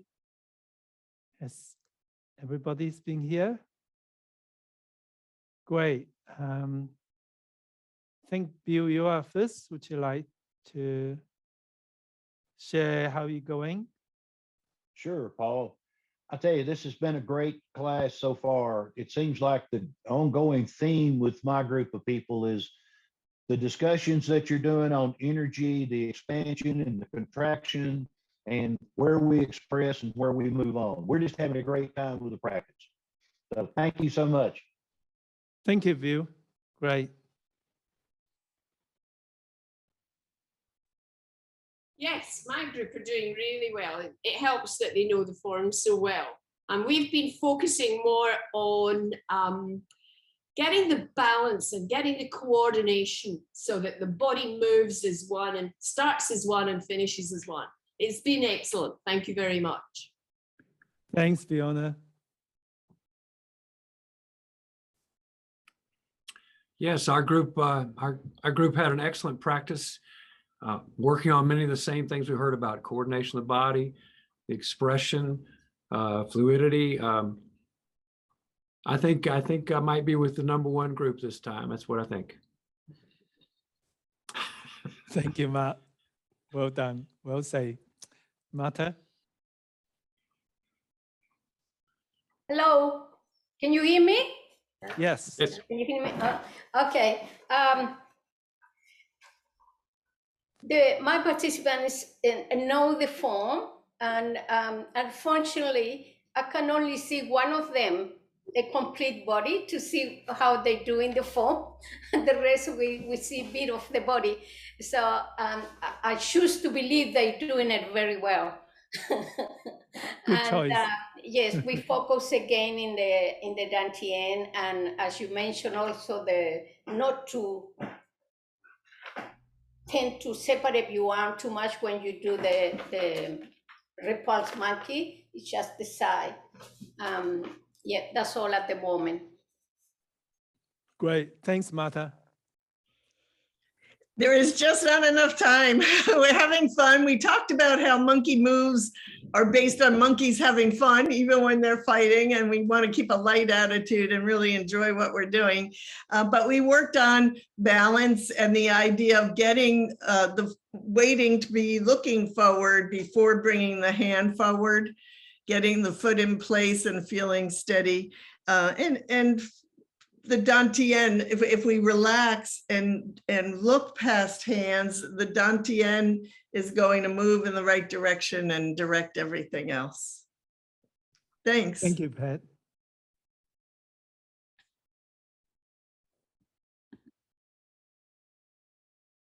The group's doing well. Mostly we talked about the hand movements in Repulse Monkey and how one hand skims across, not touching, but stimulating the flow of the chi. So, and what a pleasant feeling that can be. I'd encourage anybody who's got the time to just do the hand movements, getting that one hand skimming over the other.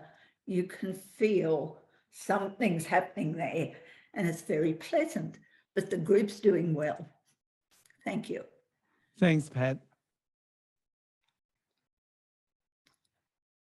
We're doing really, really well. We worked on working with the turning of the dantian and not the neck as we do our repulsing the monkey.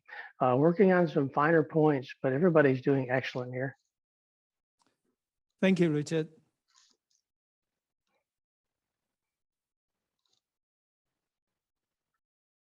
Yeah, it's a great group. We worked a bit also on narrowing the width of the repulse monkey hand so we don't have it quite so wide. We worked quite a bit on the dantian in the stroking bird's tail, and it was a nice practice. Thank you, Robin. Hello, my small group did not do good at all, but we did excellent.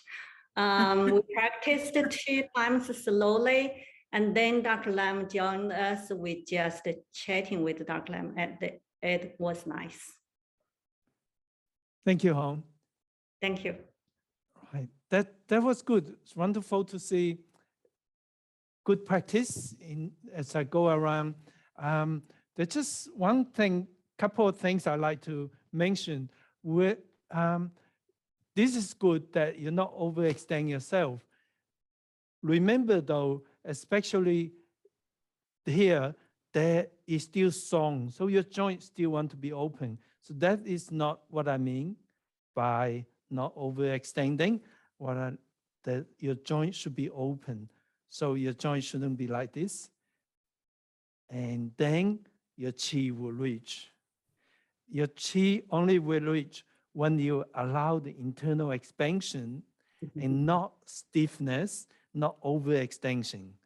It's like life, you know, if you push yourself to the limit, it actually doesn't, it's not very good for you. Study has shown that when people do moderate any activity, that for 40 minutes, most days a week, so 40 minutes, 4 days a week, that gives you the maximum benefit in terms of health compared to people who are sedentary and not doing any exercise. However, they also show the top athlete who just go to the top, train all the time, and their immunity, their health actually gone a little bit lower. So pushing to the limit, not necessarily good for us. In Tai Chi, we already know that we never push the limit, but inside we are open. So I like to be aware of that song, allow your inside joint to open. And the second way, consistent with that, is when you do stroking bird's tail, I like to see, again, you finish the movement properly, not halfway, but do it so that you're not overstretched, but you are strong, and you complete each movement. So then at the joint of each movement, there is a stop, but there isn't a stop. It's like where you deliver force and then you move on. So there is a joint, but there isn't a joint. Your chi continue to move on. But if you don't finish it off, it will be like sort of all mixed together. Then the energy doesn't deliver. It's delivering energy, then move on, gather more, deliver next good energy. So just keep that in mind. Do some thinking, do some practice. And if you feel tired, don't over practice. Just think about what we do. You can just sit down and think, that's what I'm going to do. I do a lot of this sitting in the airplane. I fly over 1 million miles just teaching Tai Chi, and I sit in that little seat and I think of my Tai Chi, and then I move my Tai Chi. I do it for an hour every 3 hours. That's how I keep myself from getting sick from flying and keeping myself well. So there's something about thinking and visualizing in Tai Chi. Your unconscious mind doesn't know you are actually practicing it or visualizing it. So by visualization, by moving even in small movements, you are improving your skill in a different way. I hope Rich agrees with me. That's neuropsychology. One of my good friends, Lucy Brown, is a neuroscientist. I don't know if you heard of Lucy Brown. Okay, everybody can go to her website, well, her group's website. She's a neuroscientist who did amazing research on many things about the brain. And one of the most important things she discovered is where deep love is located in the brain. And her website is called The Anatomy of Love, Lucy Brown. And you Google that and you'll find talks about where the deep love is located in the brain. And this has something to do with Tai Chi. That's why she's doing Tai Chi with me. Yeah, it's really important for us having that deep feeling. Anyway, I think I'm over the time. I tend to like to just over the time. So here's you can go, of course, or you can stay, and if you like to ask any question, please go ahead, unmute yourself and talk. Dr. Lamb, it's Tracy. Can I ask a question, please, about stroking the bird's tail? So I've seen it done sometimes like this, and then sometimes I see it like this. Is that more of the martial aspect? What's the difference between the two of those? Sure. It doesn't quite matter as long as you got the feeling right. I like, and it's in my instructional DVD, what I like is none of those two you show me. Your palm on the wrist. Can you see? So then the idea is to have a push of force. So that is stronger. Yeah. Thank you. Sure, you're welcome, Tracy.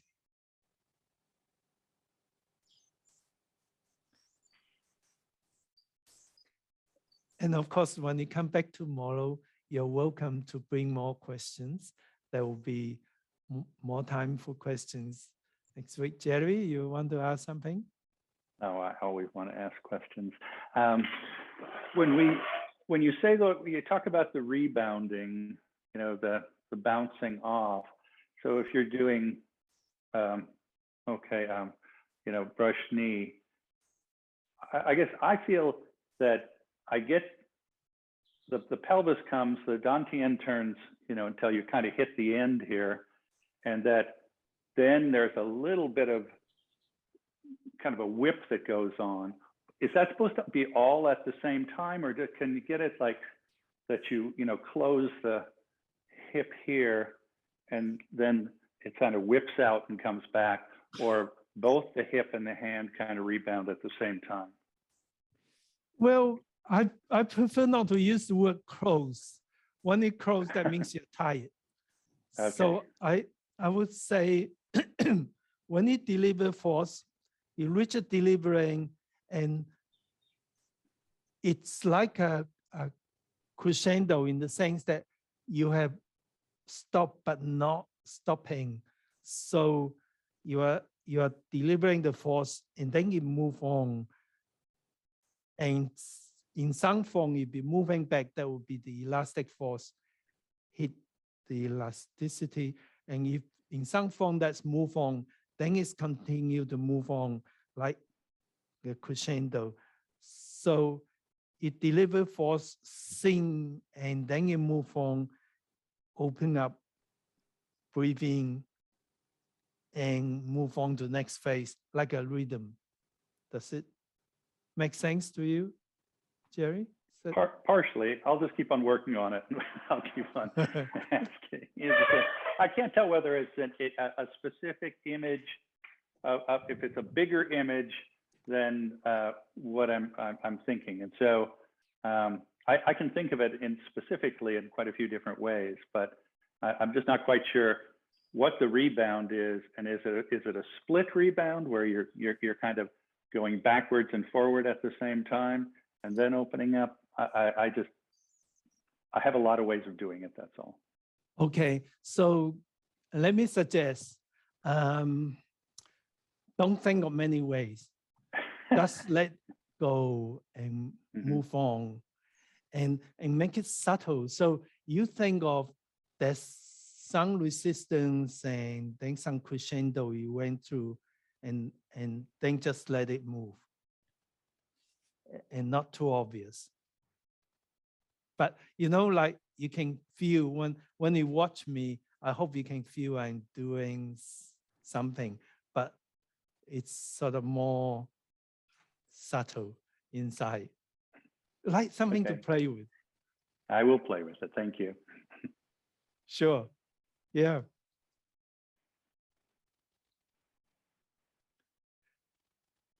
Okay, well, I'm going to say goodbye for today and to look forward to see you tomorrow. Do your cool down before you leave. And if you want to stay for another 5 minutes, I'm happy to stay here and talk to you about anything else, including Tai Chi. Thank you, Dr. Lam. Good night. Good night. Good night.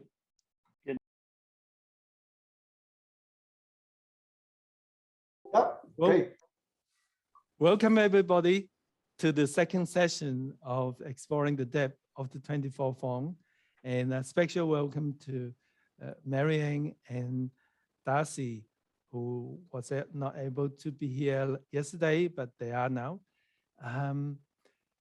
So yesterday we start with talking about what beautiful set of phones the 24 phone is, and the history of 24 phone, how the Chinese government at that phase of time, 1956, it actually have a lot of care for people's health. The 108 original Yang style phones is just too long.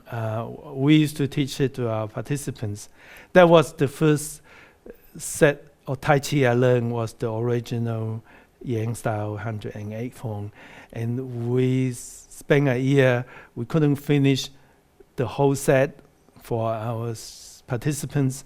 And by the middle of that, I forgot the beginning anyway. So the Chinese government was able to see that for health, you don't need 108, you can do 24, and that will be, if not more effective for health. And of course, I talk about it was created by 4 most prominent Tai Chi masters, and the chief Tai Chi creator, Master Fu, in 1983, at the age of 83. His age go with the year. At the age of 83, he was here in this very house, staying with us, training with us. So he was an amazing person. And then we went through the first half of the 24 phone, and I did emphasizing one point that I talked early on before we formally started, is that in our online lesson has differences. They are good and bad, but the good point is that everything is recorded. So especially for you, from what I can feel, everyone that I have talked to in our group are really keen and well prepared, and I can trust that you will go back and look at the recording, and of course I send it to you after I have it edited. And that is an advantage that allow me to kind of let myself go, because one of the things in teaching is that I like to get the feel of what the group is like, where they are, and I try to find the middle ground for everybody from different levels that they can understand, but it's a little challenging so that it's fun to learn. If it's too easy, nobody gets interested. So I like to sort of teach that sort of puzzle for that class. With the virtual lessons, it's a little bit more challenging to find out, to feel the level you are. But then I also know I can go more and teach really to my heart's content. And then I trust that you will go back and look at it. And if you find some part is too simple now, you might look at it and realize, hey, there's more to it than being simple. And there's parts that you might not understand what I mean when you go back to it, and when you practice more, and it might just come to you. Oh, right, that's how you feel. So I feel comforted that I can do more here, taking advantage of the recording and the Zoom setting. And it was very good that we have very observant participant. Adrian told me that she liked the way I teaching. She felt that I was more relaxed and more comfortable in sharing lots. And she's very observant. I appreciate that. But it's nice to know that you can feel what I'm trying to do. And I understand for some reason, some of you were not here yesterday. So yesterday we followed the similar format. That is, I'll teach, and then I teach a little different from face to face. I go quicker, less repetition, for the reason that I just stated before. And then we'll have breakout group where you have very small individualized group with my colleagues. And I introduced all the colleagues that were facilitated yesterday. They all really knowledgeable, really keen to teach, and really great teachers. And I have a feeling we got 2 more facilitators today, but we'll work it out later. We'll introduce you to the new facilitators. Okay, I get it, there's no questions. That's good.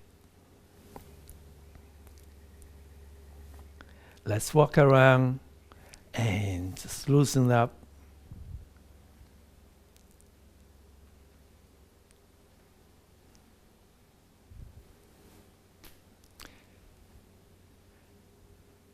The warm-up exercise really is based on Tai Chi principles.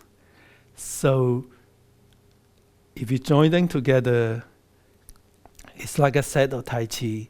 But when you teach it, and I realize most of you are instructors, when you teach, it's good to just get the basics of the warm-up and making sure that everybody is doing it safely, well within their comfort zone, and not pushing themselves. And then gradually, you can then introduce the Tai Chi principle to the warm-up exercise.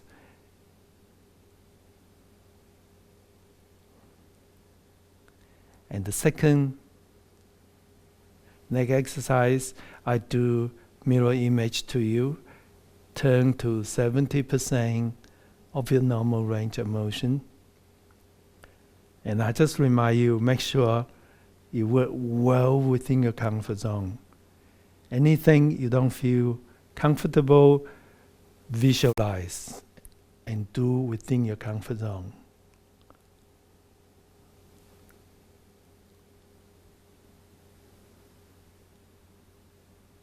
And we do everything 3 times. This is the last repetition. Each time you go a little bit more. However, if you do get lost with how many times you do, just do another one.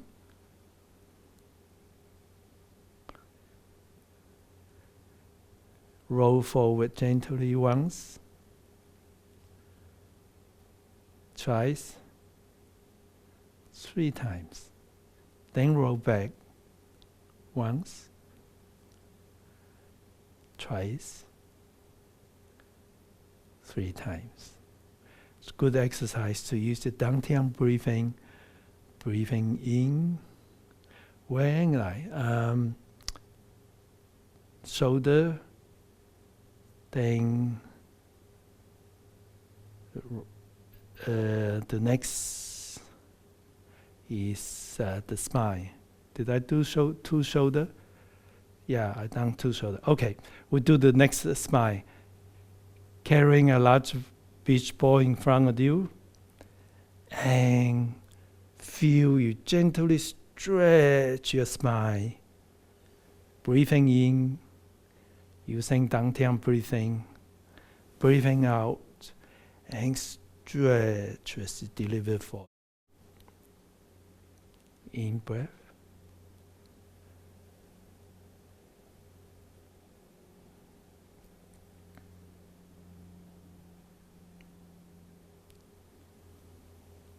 And the last stretch this way.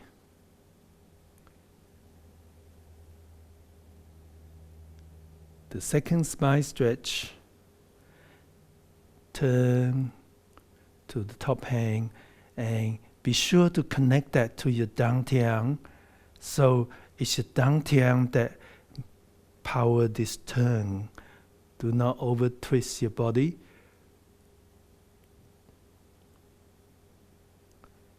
And one more each side to your left. Now if you get left and right mixed up like I often do, that's okay. Just we're going to do both sides anyway, so it doesn't really matter. Turn the heel in a little bit, and then you do the left foot if you remember where's your left first, and then back,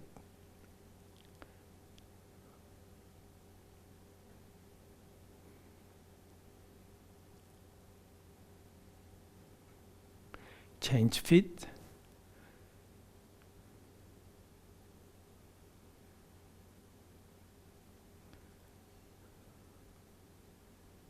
And one more time. Then the second hip exercise, a gentle stretch. Push as though there's a wall next to you. The gentle push, a double stretch of your body, keeping your center well balanced and your body like the energy expand both sides. It's a very nice feeling.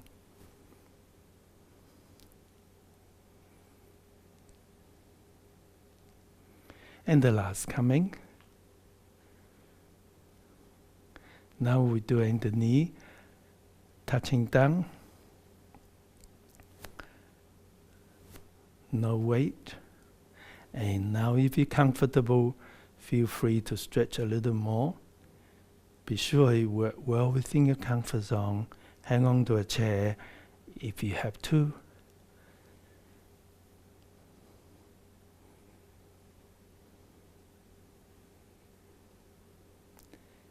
Next knee, heel, then your weight.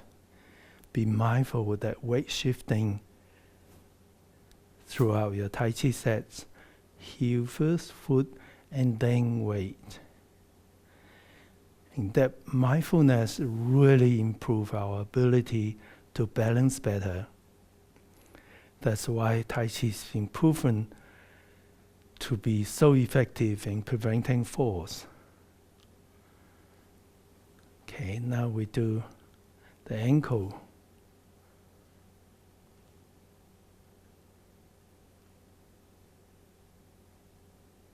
And the other one.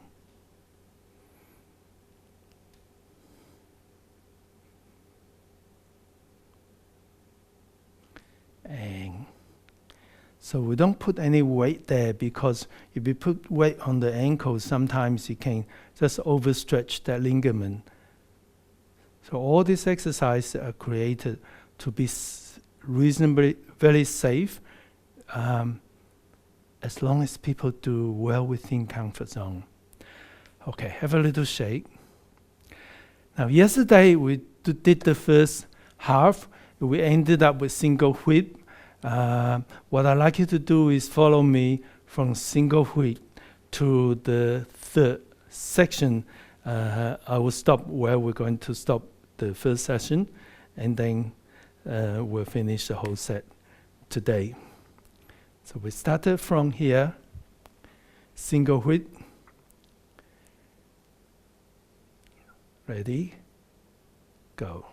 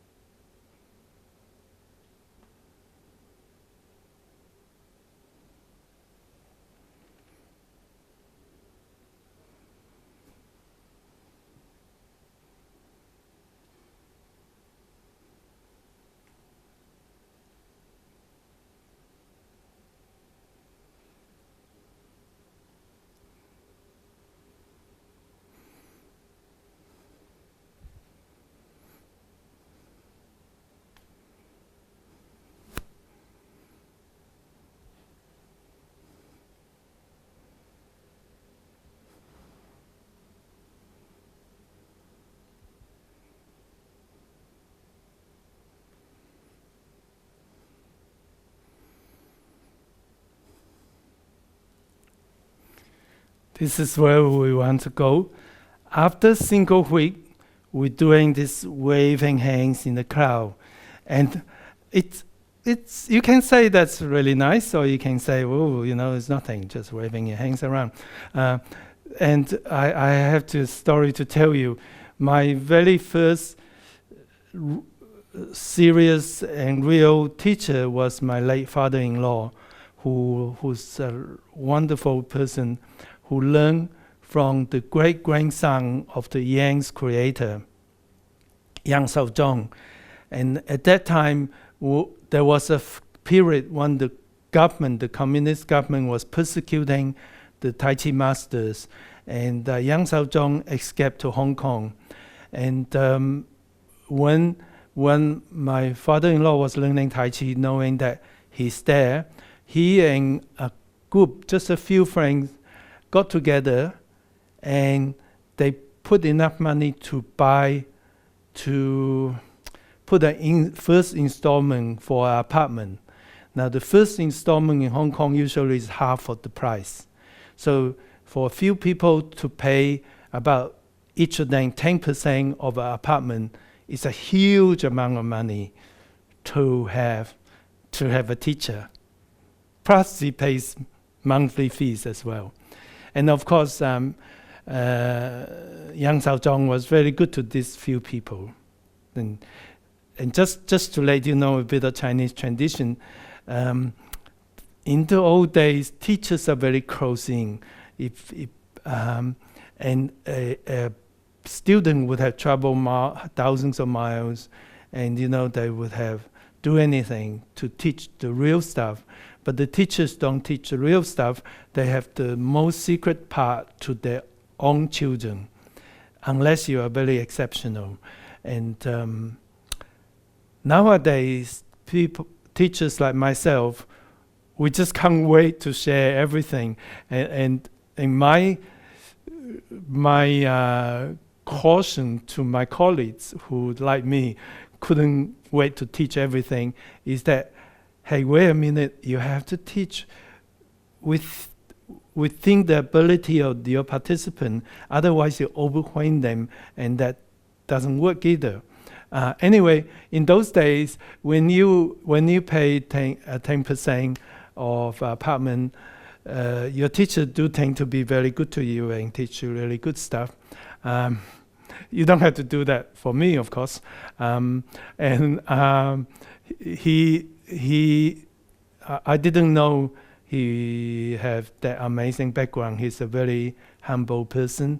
And when I found out, he taught me for a long time, and he told me a lot about Yang Xiaozhong, the great-grandson. So he was the elder son, so he used to teach for his father. And if you read the 10 Essential Points of Yang Cheng Fu, that's like a Tai Chi classic, that's his father. So Yang Xiaozhong is the elder son of the 10 Essential Points. And if you don't know what I'm talking about, that's okay. Read some of my articles. I've written articles about him, about his life, Yang Xiaozhong's life, first-hand information from my late father-in-law. And I also written and talk about history of Tai Chi. It's all on the online lessons and on the website. You can email me too, I can give you more information. But anyway, the point was, Yang Xiaozhong is very keen, and the waving hands in the crowd, he felt it was one of the most powerful movements of the Yang style. And in honors of him, I put this move in many programs. And I'm going to go through a bit more detail why it's so powerful. And what Yang Xiaozhong don't like is when people just wave them, hang around. He say they're just monkeying around or dancing around. They really don't know what they're doing. So I hope that you would get the understanding that when you turn, first of all, your dantian leads. So waving hands, you don't just wave. The power comes from your dantian. And then when you reach the side here, your dantian turn, and you turn your palm, your finger going more and more up, so you have more power. If you go like this, it's wimpy. So you're going up, and then you turn and deliver force from your dantian. And as you go, the top hand is facing the center of your chest. That's like your heart. So you think of having value for yourself. Having value for yourself is not being selfish. When you value yourself, that's how you can value other people. So that's like caring for yourself, value for yourself. Here, turn and share your positive energy with others. So that's delivering force. And then you change. And this hand face your dantian, and it grow chi as you chi communicate. Change hands. And then yesterday I mentioned spiral. This is very spiral. Spiral from your dantian, and that spiral express through your palms. And as well as that, when you stepping out, that push down, you initiate your turning and give you the extra force in turning. And when you step in, likewise, touch down, started, you initiate that turning, the force delivering. And so you have learning weight transfer, internal energy, spiral through the body, and extra energy as you step.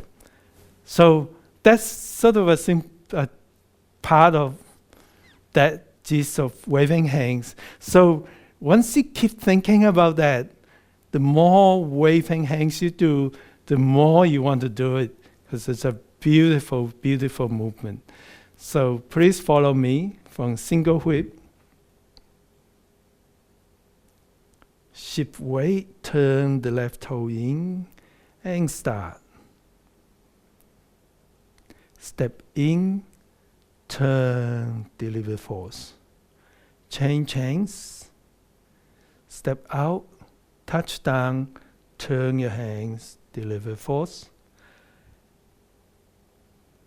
Step in, touch down, deliver force. And the third one, step out, step in, then complete your 3 waving hands and single whip. As at the end is sing and sing your chi, deliver your force. And if you did miss yesterday, you will still get the full recording of yesterday's workshop, so you can go through that. So I guess the key is, one of the things we talk about is when you know what you're doing, when you have a focus, where your chi is, your energies, what the movement's for, then you get more out of it, and then your chi will flow better. And waving hands, but when you're putting all that, then it just makes the movement so much more meaningful. When you feel the chi and the inner strength, it's such a pleasure, you know. It's like you discover you have that power within you. And as you do that, you grow more power. So from here, the next is coming up to the kicks. That's called high pad in the horse. And if you think about it, it's pretty similar to repulse monkey. That's one part that is similar here. And then the kick is really, it's sort of like part of the climax. So it's good to prepare yourself. You come up here, as you lift your knee up, lift this knee up, and it's totally okay if you don't feel totally safe in balancing one foot, then you just keep your foot on the ground and lift the knee up and visualize.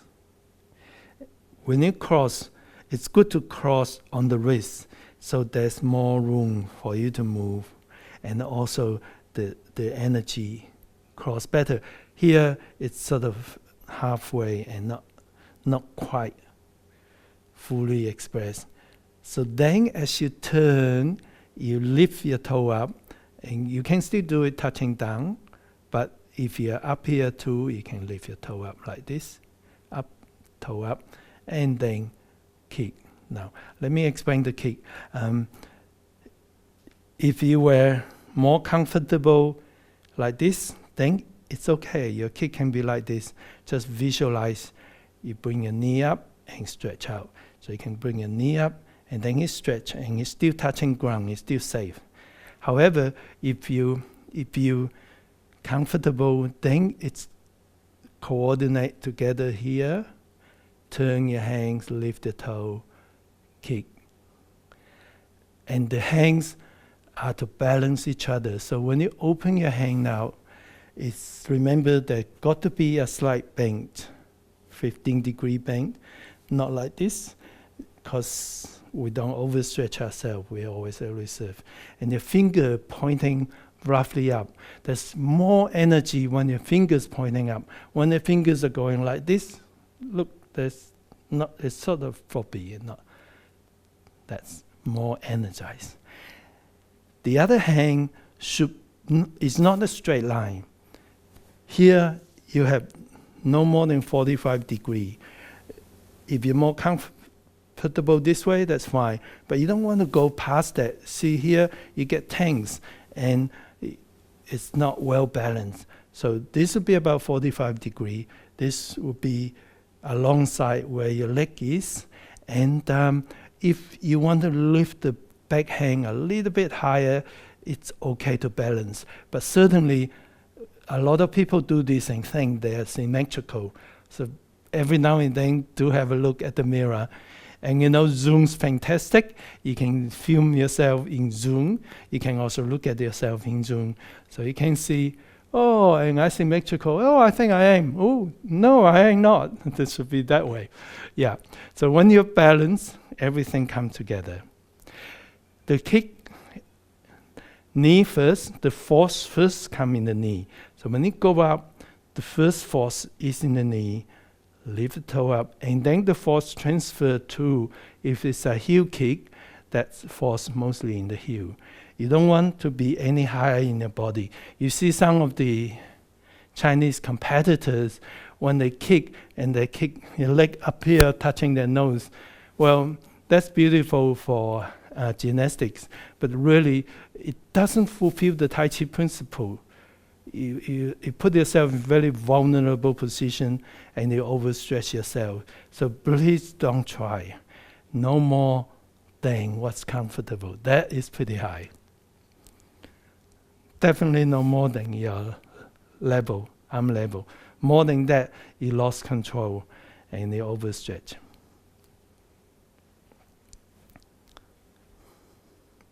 Follow me, please. Step to the side. Up. Make sure you do it within your comfort zone. You don't have to kick it high. And you can touch down without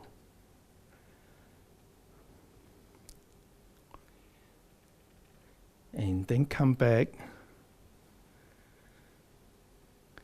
and same the other kick, then coming down. So the next movement, lower leg movement, that is something that we need to be very careful, because there are a lot of people I see, they're trying so hard, don't follow me, they're trying so hard to go so low that they lean forward just so that they can go low, and that is high risk. Again, remember our principle is body upright, so if you can be very comfortable and stay upright, that's fine. But you have to lean forward, then don't stand up. Do your lower movement. All you have to do is just bang a little bit, and that will be just as nice. So the key is when you do your lower movements, your weights and your hands and your body come together. So your hands trace forward, make the hook. So you need to be aware of stepping up, turn your toe, and then shift your weight. Your hands and your weight shift, and then turn the right toe in, then you make a hook, keeping your body upright. And that's safe, and that is also where the energy is the transferring of the weight and the energy in the hands to deliver the energy. Now, you can go lower, provided you're very comfortable, very flexible, but I would advocate, even if you can do that, when you teach, try to stay high so your participants don't follow you. Some of them are flexible, but the ones who's not flexible and trying too hard to follow you might end up overstraining themselves. So from here, we're going to step out, turn the left toe, turn the left hand, and then shift your weight and turn my right heel in. Okay, one more time. Follow me this way. Stepping out.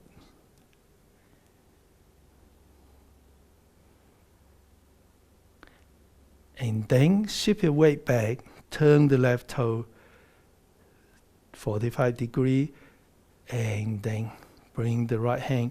The right hand, bring the right foot up. And of course, it's okay to do this, or up to here. Then to come back, this is just a little challenging. You can adapt it. You can just do it both ways.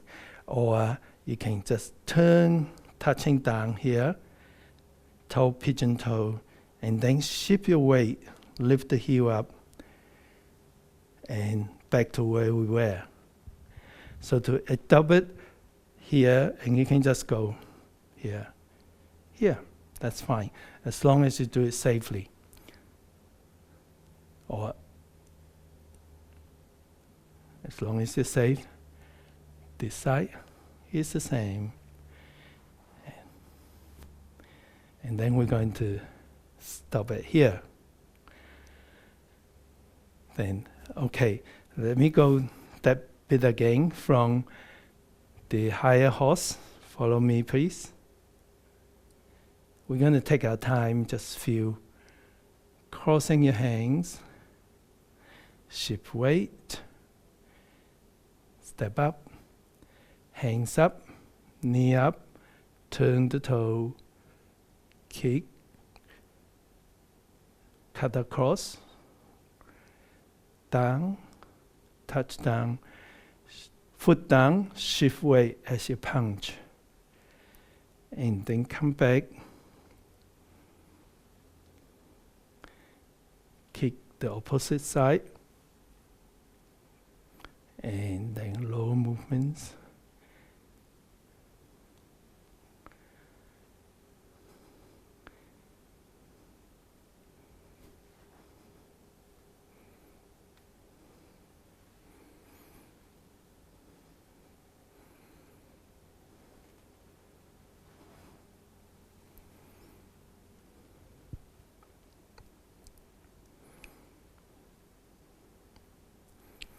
Have a shake. Okay, so this is what we're going to do. In the breakout group, I'm going to leave you more time than yesterday so you can work with these wonderful facilitators. But follow me first. We'll start with where we're going to start and where we're going to finish so we can do it together. We're going to start from here. Ready? Go.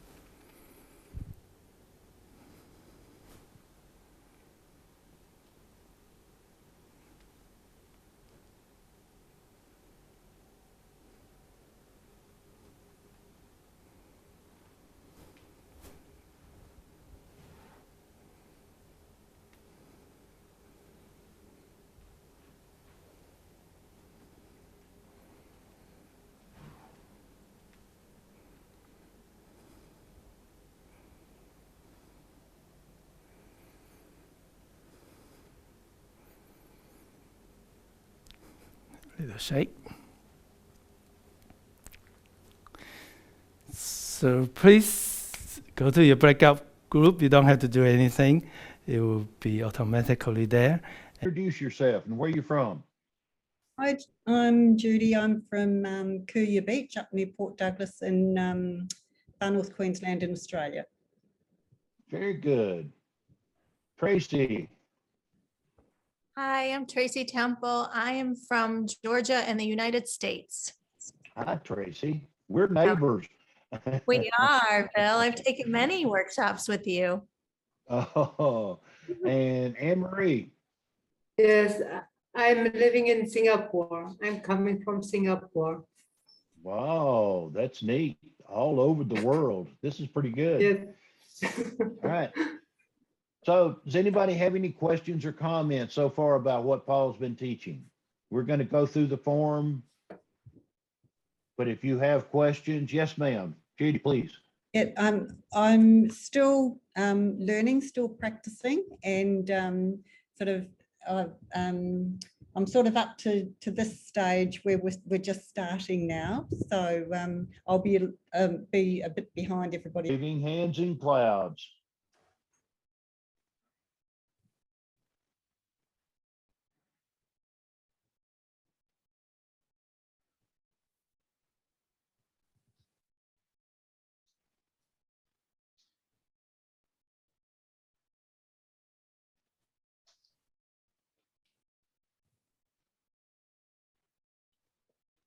Second single whip.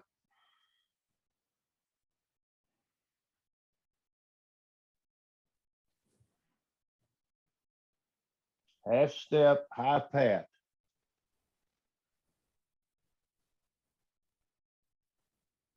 Crossing. Left kick.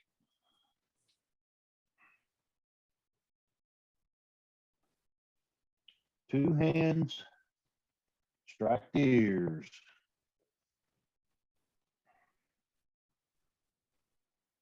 Turning. Kick.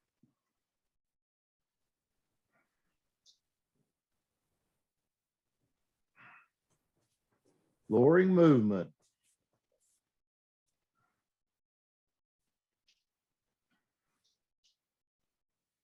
Golden rooster. Second lower movement.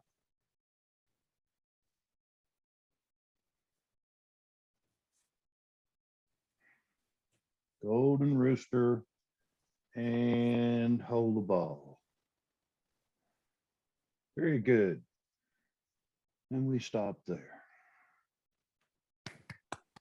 Very good. Thank you all so much. Great practice. Turn the left toe, turn the right toe, adjust the left toe. It's almost like you're putting your left hand on the table, bring that knee up and turn round. So now you have your weight on your left foot, right toe, then the heels. Adjust the right, adjust the left. Adjust the right foot, hand on the table, bring up your knee, step to the left corner, hold the ball, hands forward, and stand. And have a shake. So one of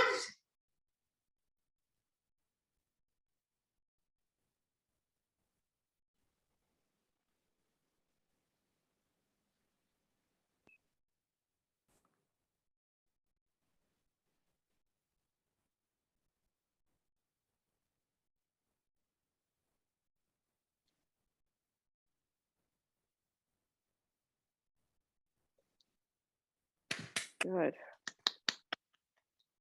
How's Hi, it Dr. going, Lam. Marianne? Good. We've been working some on coordinating the hands with the feet and the kick, trying to make that a smooth transition and make everything work together. There are a lot of moving parts there. Great. Well, you have 4 very very proficient Tai Chi when you go out there? I don't believe there's any sliding of the feet in yang style. Yeah. That's a Chen, that's a Chen Okay. thing. Okay. All right. Good answer. Thanks. Okay.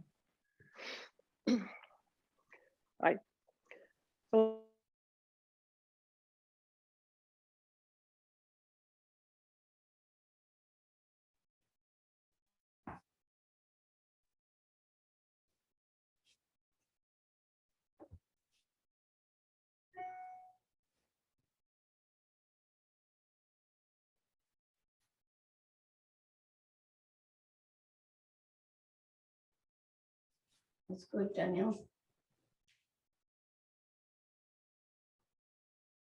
Everybody, it was very interesting. The software pull out everybody individually. So I just thought, whoa, how come everybody disappear? And then I left behind by myself. What's wrong with me? Nobody want me back. Yeah. So I had to get myself out of that breakout room to be here. Yeah, Zoom's funny. Welcome back, everybody. How was it? I went. Thank you, Fiona. That's great. Okay, let's have a report from different facilitators. I think who was first? Bill was first. Yeah, we had a really great session. Lots of good practice. We had a little talk about the things that we're taking away from the workshop, and everybody is really loving the internals. Paul, little talks that you give about the martial aspects, the weight shift, the energy flow. Everybody's really having a good time. So thank you so much. Great breakout session. Thank you, Bill. Well, I had a marvelous group, and it was fabulous because I was able to see everybody's whole body. That's the first time I've taught ever on Zoom where that's been the case, where everybody in the group I've been able to see. It was marvelous.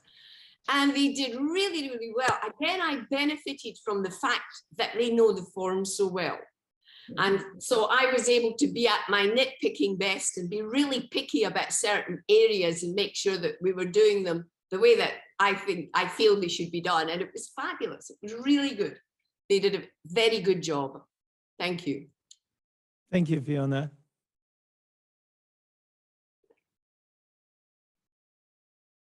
Hi, everybody. We had a great session too. We had some very well prepared participants. So we spent time practicing. We worked a little bit on coordinating the hands and the feet and the kicks, and answered a few specific questions, had a chat with Dr. Lam about some specifics, and it was a great session. Thank you, Marianne. Hello. Oh, can you see me? Oh my God. Okay. Yeah. We also have a very nice session. We focus in only a few things. Moving from the dantian and keep the body upright when we did the that we focus on that, and we managed to get better and better. Thank you, Martha. I had a wonderful group of people who've been doing the form for a long time, so really feeling it and flowing so beautifully. They all came to do Tai Chi, and we had a nice time to go through that portion of the set about 3 times and talk over making a couple of little parts feel even better, but it was great. Thank you, Pat. Wonderful. Yes, well, we had fun. We mainly focused on the upright posture and the lowering movement. That's always a problem, isn't it? Doesn't matter which group you're teaching, that's always a problem. But that was good. There was much more awareness. And then we worked on the hands in the cloud hands and the need to make sure that both hands come across there can always be an inclination to leave the lower hand behind. But both hands need to come across, and we practice the turning of the upper hand, that little pivot. Yeah, so it was good. I think it was quite fruitful. Thank you. Thank you, Pat.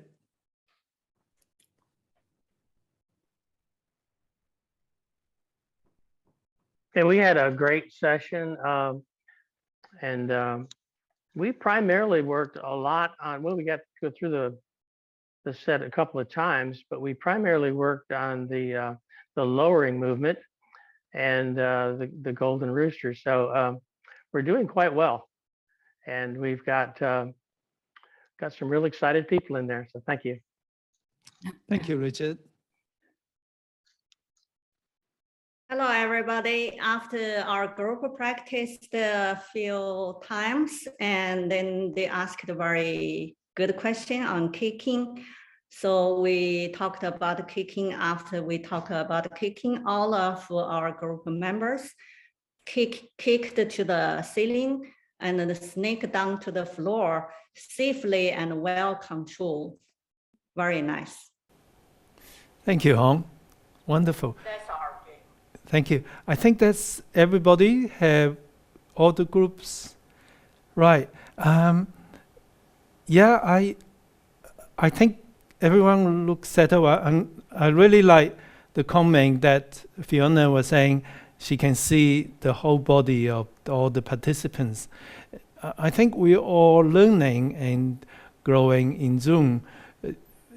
I think that's part of what Tai Chi is about. It's teaching us to be new, to be open-minded, to learn. It's the pressure of learning. It's when it doesn't, in a way, it doesn't matter what we learn. When we're learning something, you are alive. You're using your brain, you're using your body. Learning, it's such a pressure. And that is the thing keeping us healthy as well. And Tai Chi is amazing because I discover as I get little older years ago that I kind of was impatient and I don't like repetition. Doing the same thing again and again seems to be boring. And here we are after 46 years of Tai Chi doing the same thing again and again. It's not boring. It's always something new for me to learn, the good feelings and the mind, the body improve. So there's something quite magical about Tai Chi, I think, even for people who don't like repetition. That is not repetition, it's still growing and still pleasurable to me. Saying, obviously I'm talking to the group of people who share this view with me, that's why you guys are here. Was there any question from anybody before we have a 5 minutes break? Okay, I don't hear anything. We still can ask questions when we come back, but let's have a 5-minute break. You can stay and chat. I'm going to stay here. In different styles, Jerry, our handshake is different for different purpose. For example, the Yang style hands are open most of the time, and there is a concavity as though you're holding a huge ball. And this way, it allowed that Yang's expression of open and allow the qi to flow. With the Cheng style hands, it's more close-knit, and your thumb get closer to the little finger. There's an inward wrapping force there, and the fingers are much closer, and it's actually more challenging to be closer and let your qi reach it. On the other hand, Cheng style it's more martial artist. So if you use this hand, you can use that shape to hold someone, get hold. You can use that to hit people. You can use this to cut, and it's kind of more martial artist, and so the qi is a little more condensed. And different expression. So in Zhong style, it's even a little bit more open, but similar to Yang style. So does it really matter? I think probably the handshake goes together with the feature of each style. And if you feel that's comfortable, I think that's fine. You achieve flows and it feels good. But if you really like the shape, perhaps just follow me. Do it like what I show you. Will be fun. Is that okay? Have I lost Jerry? Must be the storm. And our Dr. Lam, it's Mary. In our session with Pat Lawson, she was cute explaining and super informative, but explaining how she'd been in a competition, and I didn't realize there were competitions that your group participates in. Well, I'm not big on competition. There's always Tai Chi competition right from China from years. In fact, I went to a competition because my teacher wanted me to. And you know what you do, you always do what your teacher says.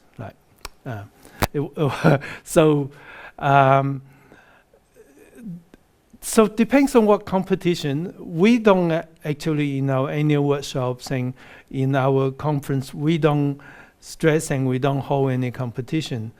But at some stage, I was involved. The only reason was, well, participate because my teacher wanted me to, and because of that, I got well known in the competition area. So I became a chief judge and all that sort of thing. Eventually, I gave up all that because really my heart is on Tai Chi for health, and depends on what competitions. A lot of competitions have rules that I don't agree with. They look at just how good you look, how high you can kick, how high you can jump, which to me is not how good your Tai Chi should be. Tai Chi is an internal art. So I thought I was involved in that competition part to promote Tai Chi. Then I realized my time is better spent on Tai Chi for health and that get better effects, and really is what I love. So health is everything. Mental, physical health for me is what life is about. I met some people who's very, very physically disabled, but they're so strong, and I think their life are very fulfilled. And to me, she's very, very healthy, even though she's crippled with arthritis. So for me, my definition of health is not just how high you can kick, how far you can jump. It's really how you live your life positively and how you feel in yourself, which is really hard.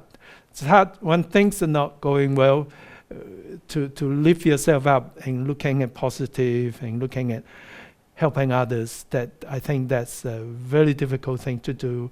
And if we can, and I find a lot of my Tai Chi friends, our Tai Chi community, many of you has done that despite your own challenges. You are out there helping people. By doing that, you actually lift yourself up as well. That's for me, that's wonderful, and that's why I'm so involved with Tai Chi for Health. Well, Pat has something to say. Please, go ahead.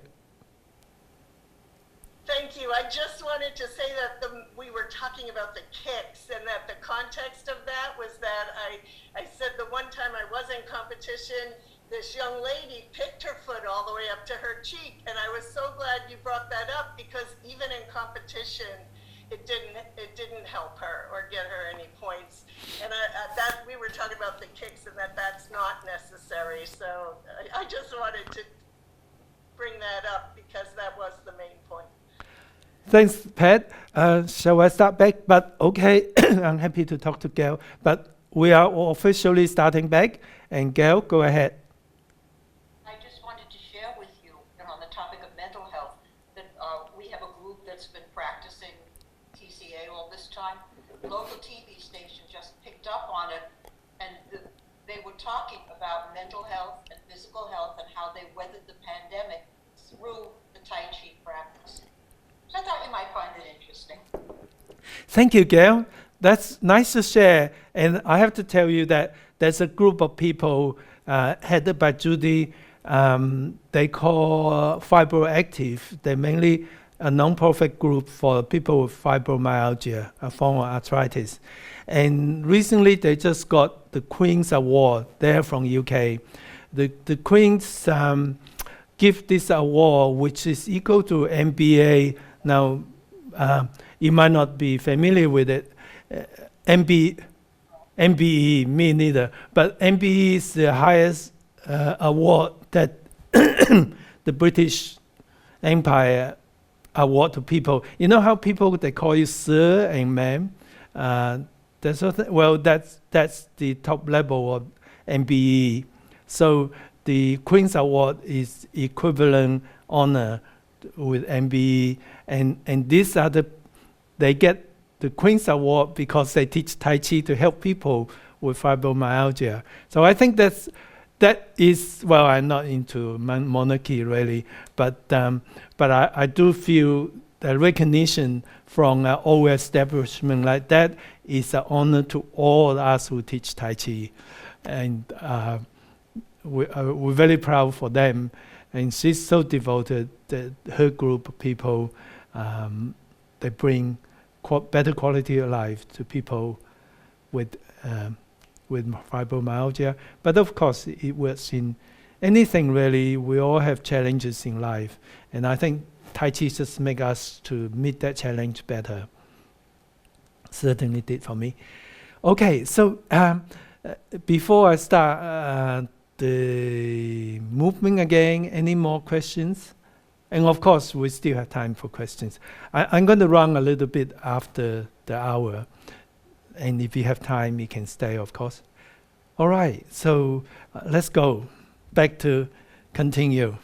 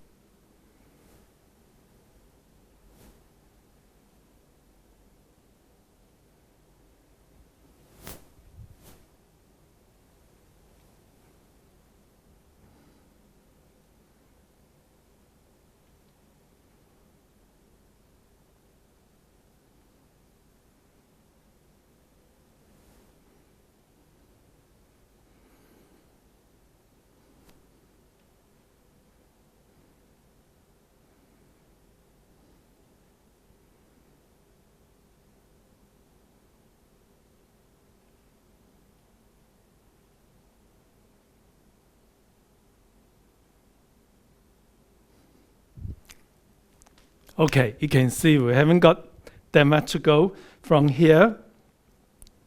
That's called a very romantic name called the Fair Lady Working at the Shuttles. The shuttle is I think it's in the Western world too. It's like a wooden frame in front of you, and that's the weaving and making clothes. So it's like a block like this. Somewhere in my global community on the online lesson, I did show a picture of what the shuttle looked like in the old days. So it's like this. They do weaving clothes, and that makes like a fair lady working in the shuttles. And it's beautiful. Just a few things that we talked about before. First of all, heel first, foot down, and then only transfer your weight. And you can feel that those hands are very spiral. Turning, that spiral. Turning up, spiral, and forward. You can go forward like a straight line, or you can think that's a three-dimensional spiral to here. And you want your right hand to protect your forehead but not block your vision. And you want it to be in a gentle curve. and open up the joints, song the joints, and that goes closer to your body, and that's a little further out because it's going to just push people away gently. From here, follow me. Step forward, foot down, and turn, shift weight at the same time. And first shuttle coming back. The second shuttle is same. And this is really nice. It needs to be coordinating well, and then you can feel the energy flowing from each other. So from here, first of all, you follow step, and then as your weight goes down, you withdraw your hands. And when your right hand comes back, your left hand goes in front. So again, direct by the dantian. And then it's like a blocking, a padding down, and then up. So that's the yin-yang balance. One hand is down, one hand's up, and controlled by your dantian. Up. Then this is called needle at the bottom C. There's a Chinese proverb. A lot of Tai Chi names come from Chinese proverb that is like finding the needle at the bottom of the sea. Well, sort of, I guess it describes how hopelessly lost it is, that you really have no chance of finding that needle at the bottom of the sea. But in this case, it's like your hands going down looking for a needle.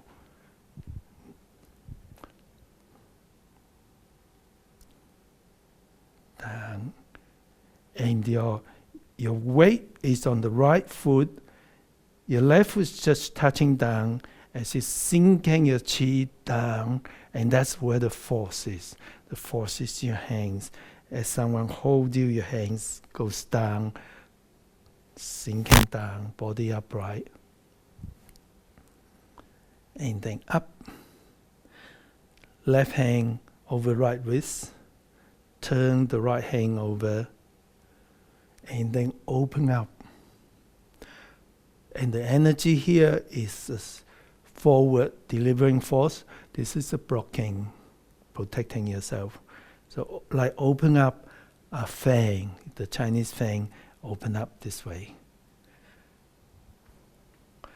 So from here,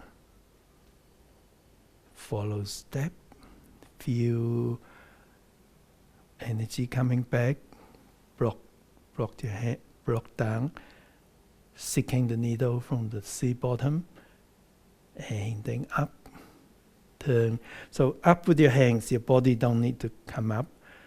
Turn, and then take a step, and open up your fang. So those few movements looks very close by, they're just beautiful. It's really, really nice to do. Follow me. Down, up, and bottom C, and open up. Then now we're going to turn 180 degrees the other way. And this of course, it can be adapted to several turns if turning over is too much.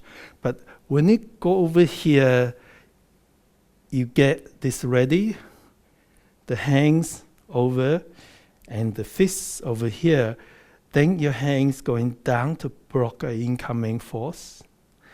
And then here you just need to make a sort of a point in message that you go using the elbow as a pivot.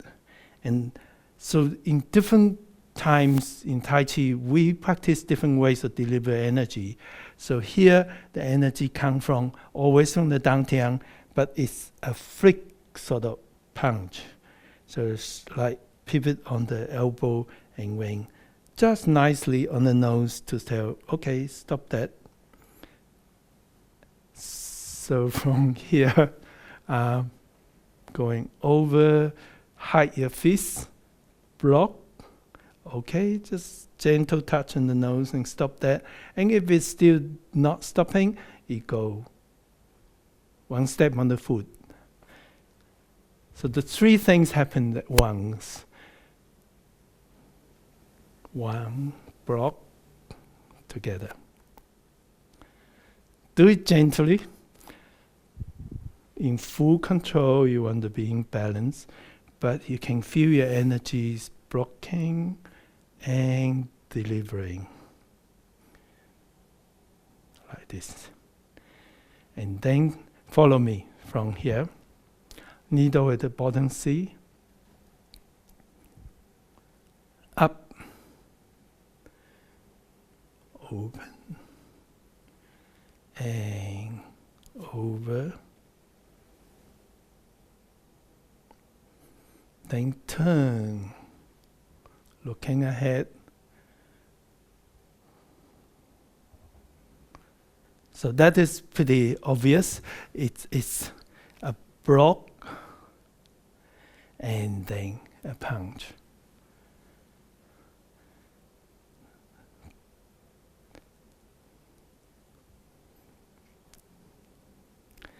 And I'm sure by now, if you think of spiral, that's where the spirals, the turning, so much opportunity to exercise the spiral force. Follow me.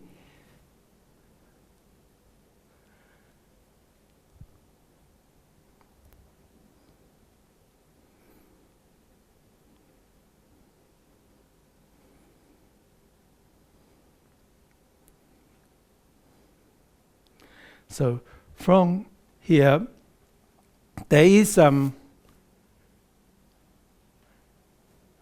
me again, from here. So you notice sometimes I lift my toe up, sometimes I don't. So either way is okay. The classical Yang style, even though your weight's not in the foot, they still don't lift the toe up. Whereas in 24 form, lots of times when there's no weight, you lift the toe up, which is a really good training. So you really know where the yin and yang is and where your weight is. However, the classical Yang style feel that they don't usually lift the foot up, even though the weight shifted. Either way is fine. It really makes no great difference. Whichever way you're comfortable. The key is be aware of where the weight is, where the yin yang is, and so that mindfulness of the weight shifting is so central of Tai Chi. Balance, Tai Chi is all about balance. Mental balance, physical balance, body in balance, mind body integrate and in balance. Life is all about balance. If you go yin all the time or yang all the time, it's too hot and it's too cold. However, when it's nice balance, that's where the society is harmonious, your body is harmonious. And Tai Chi teaches us how to balance it together so then you get the whole body in a nice balance. And when nature is in balance, it's peaceful, it's wonderful, like my sunshine out there in this world. And when we are in balance, we live happier and healthier. So mindful the balance is really good for Tai Chi. Good practice.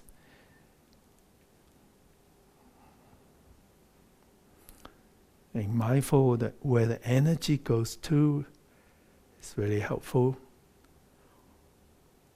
And then it's coming to conclusion. Open up, welcome your friends. Cross your hands or turn so you can see me. You cross your hands here. Then as your hands come up, you move up a little bit. Open your hands. And now here, as your hands goes down, you start moving up. And when your hands goes to final position, your knee totally staying up. So the time balancing the knee coming up, you start coming up, and your hands start going down. Another way to reach balance. And back to where we started. That's life in full circle.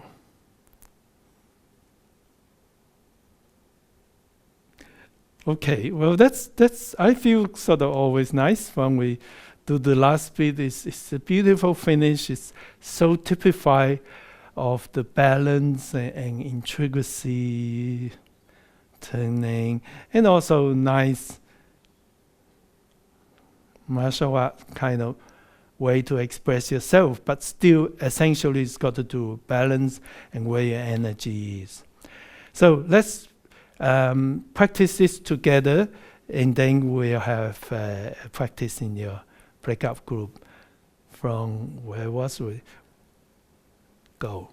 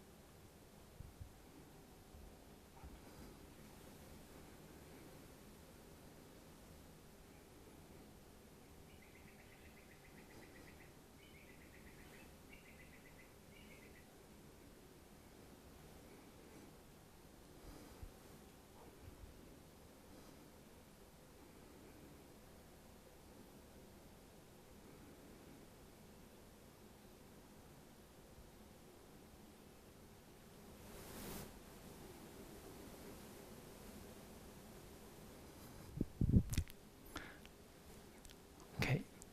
So you have 15 minutes, and after the breakup group, when we get back together, don't get back to sit down yet. We're going to do a whole set together after 15 minutes. And if possible, we'll bring you some Tai Chi music as we do the whole set together, and then we'll sit down and talk. Okay, 15 minutes, please. Back here. How are we doing? Good. So Wendy? you want to practice with us the same thing, or Sure. Yeah. so we can follow you? Yeah. Okay. Okay. Yep. From where we are here. Okay, everybody, ready, go.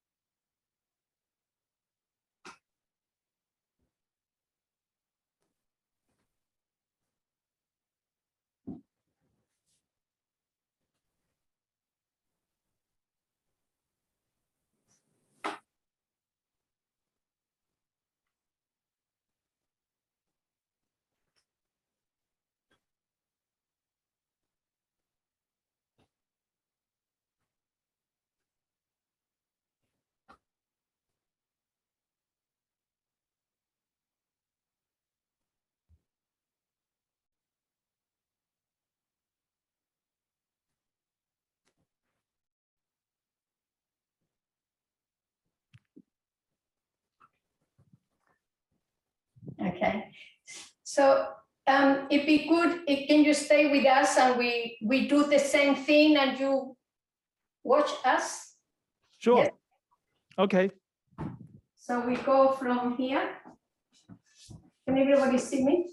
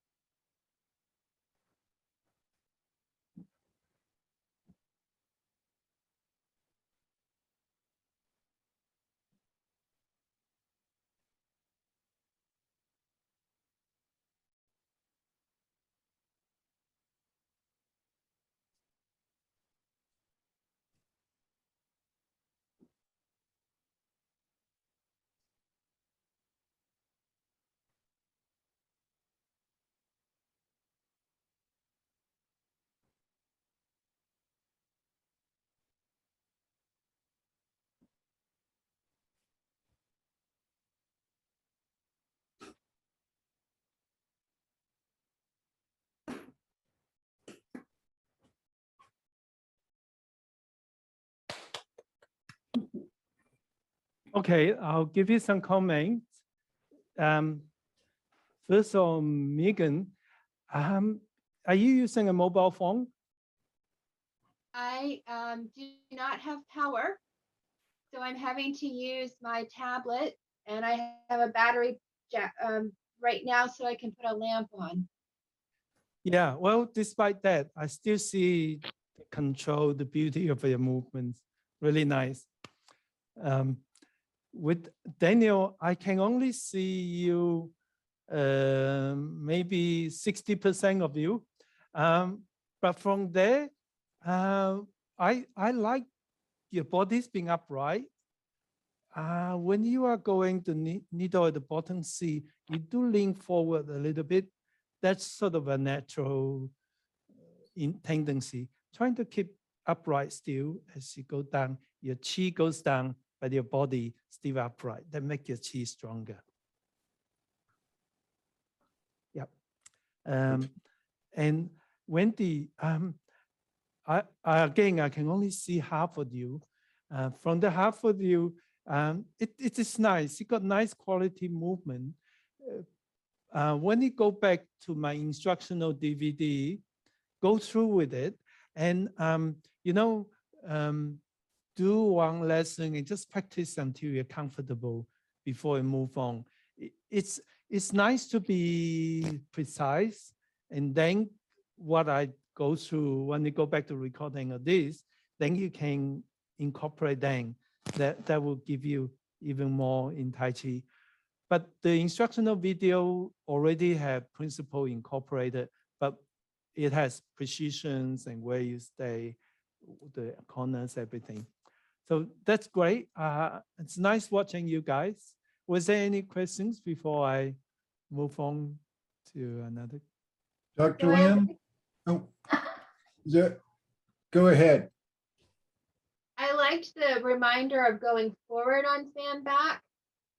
And then as we're going around, is that hand more forward or over? Is that kind of that extra slapping there?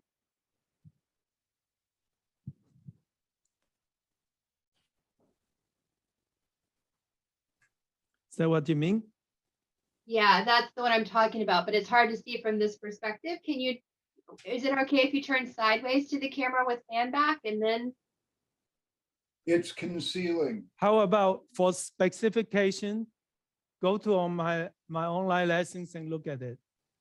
That would be more precise. I was asking because I liked the energy of it going from that. And so it opened things up. So that's why I was asking that question. That is what I like you to do. Understand the energies. And then if you can see much clearer in the angles and all that with the online lesson. Thank you. Sure. All right, Daniel. Daniel, sorry. So for as if sealed like closed or six sealing before closing, in in Yang style, it seems to be like an on, a push, but in Chen, it's like an elbow strike. Are they in two entirely different moves with the same name? The name is not the So- same. Yeah, so- the 6 cosine 4 blocking. Right, so this is an elbow strike, right? Right. And then in the Yang style, right, it's like a push, right? Like an on or a push almost, like from grasping sparrow's tail. It's a completely different move, but they have the same name. No, they don't have the same name. A different name? Yeah, it's different move, different names, as far as I know. I thought it was the same name. So those are completely different moves. Right. Okay, Yeah. that's what I wanted to know. Okay, thank you. Okay, and yes, Daniel, you have the same name, like single whip. The 4 different styles of single whip look quite different too. And the energy was a bit different as well. So name is just a name, mate. Okay, But I don't think it's the same name though. okay. I'll check. Okay, everybody, see you Thank back. you all. Sure. Thank you very much.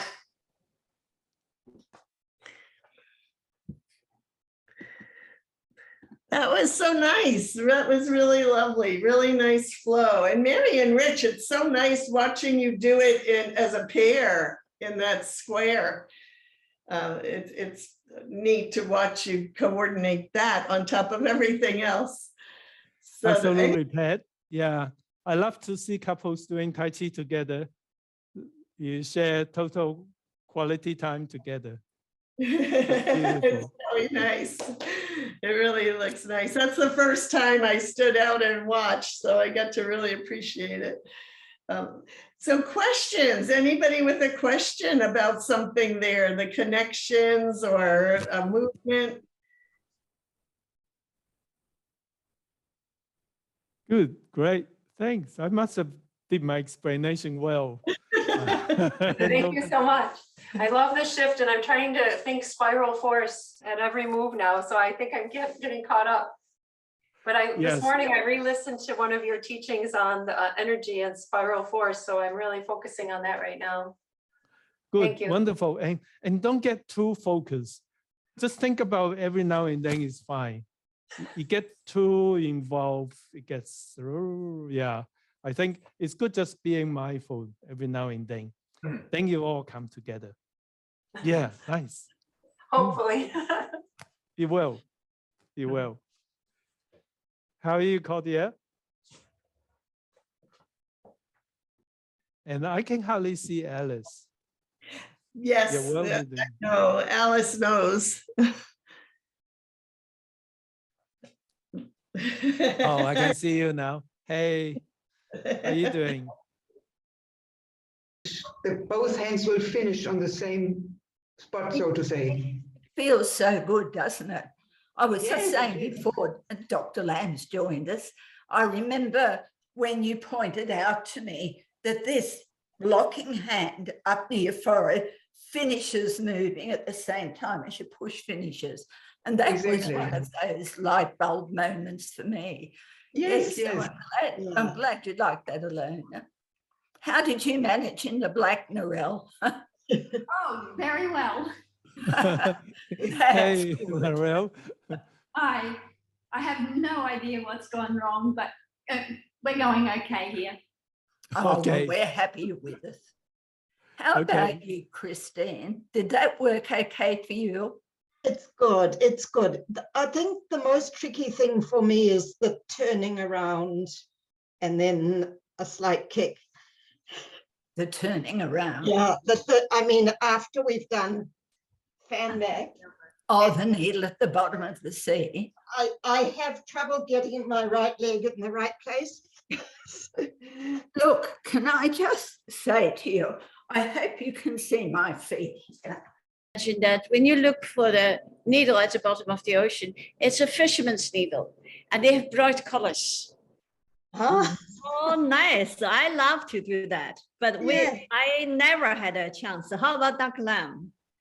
Have you had the chance fishing the ocean? Fish don't like me. For the needle I eat too much fish. Oh yeah, they're scared of you. You don't go to your hook. No. But maybe you are a Jiang Tai Gong. Zhang Tai Gong. Oh, that's going to be hard to explain. Yeah, but yeah, when we have time.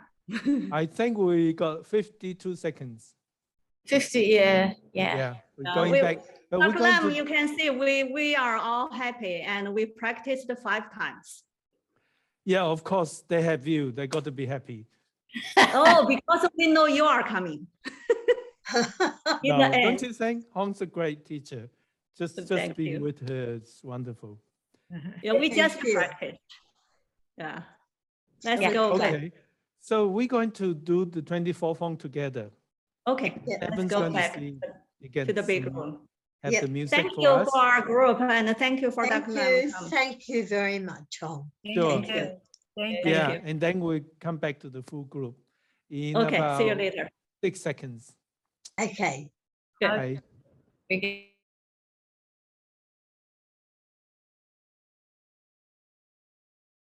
So, before you sit down, we are going to do a whole 24 Fong together. And I'll just see, Evan, are you able to give us some music? Sure. Commence.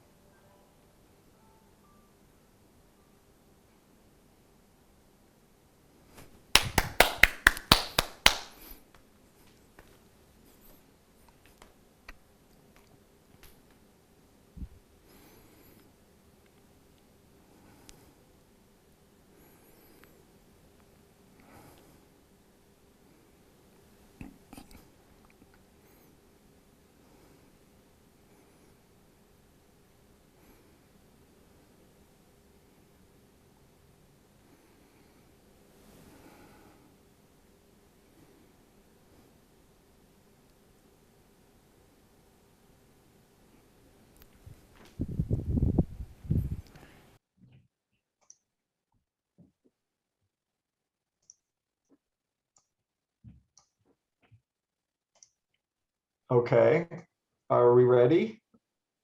Yep. Is everyone who wants their cameras on to be on? And I will just, yeah.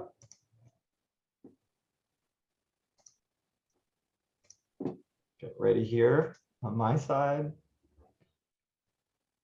And 1, 2, 3.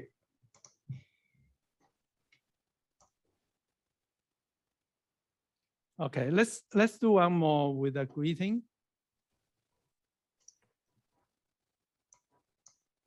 Okay, just a moment. I just need to save that one.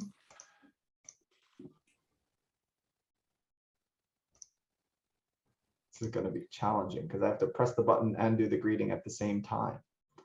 All right. Okay. Hang on just a second. Sorry. Okay. Ready? 1, 2, 3. I can't do it. Okay. 1, 2, 3. All right. Great. Great. Thank you. Right. Let's how we doing? I think who was first? Bill, you want to check in with everyone? Sure, be glad to. Great practice session. You know, we talked about the energy, had a lot of really good specific questions. All in all, Paul, just a great finish to a great workshop. Thank you so much. Thank you, Bill.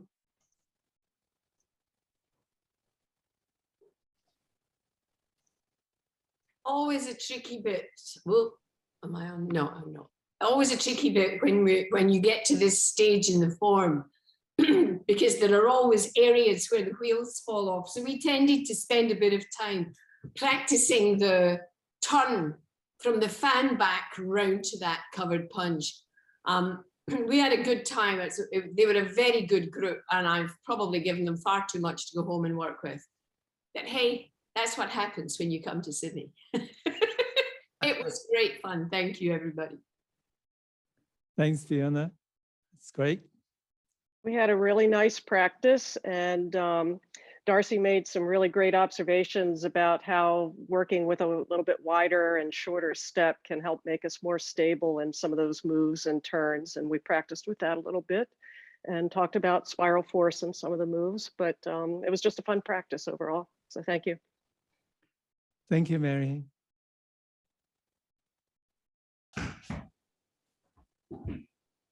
Who's next? Me. Yeah, we have a very nice practice for two reasons. First of all, we feel all connected. We feel we learn something more, but mainly the best thing was that Paul was in the class most of the time, so they answered all the questions and everything was much better. Thank you, Paul. Thank you, Martha.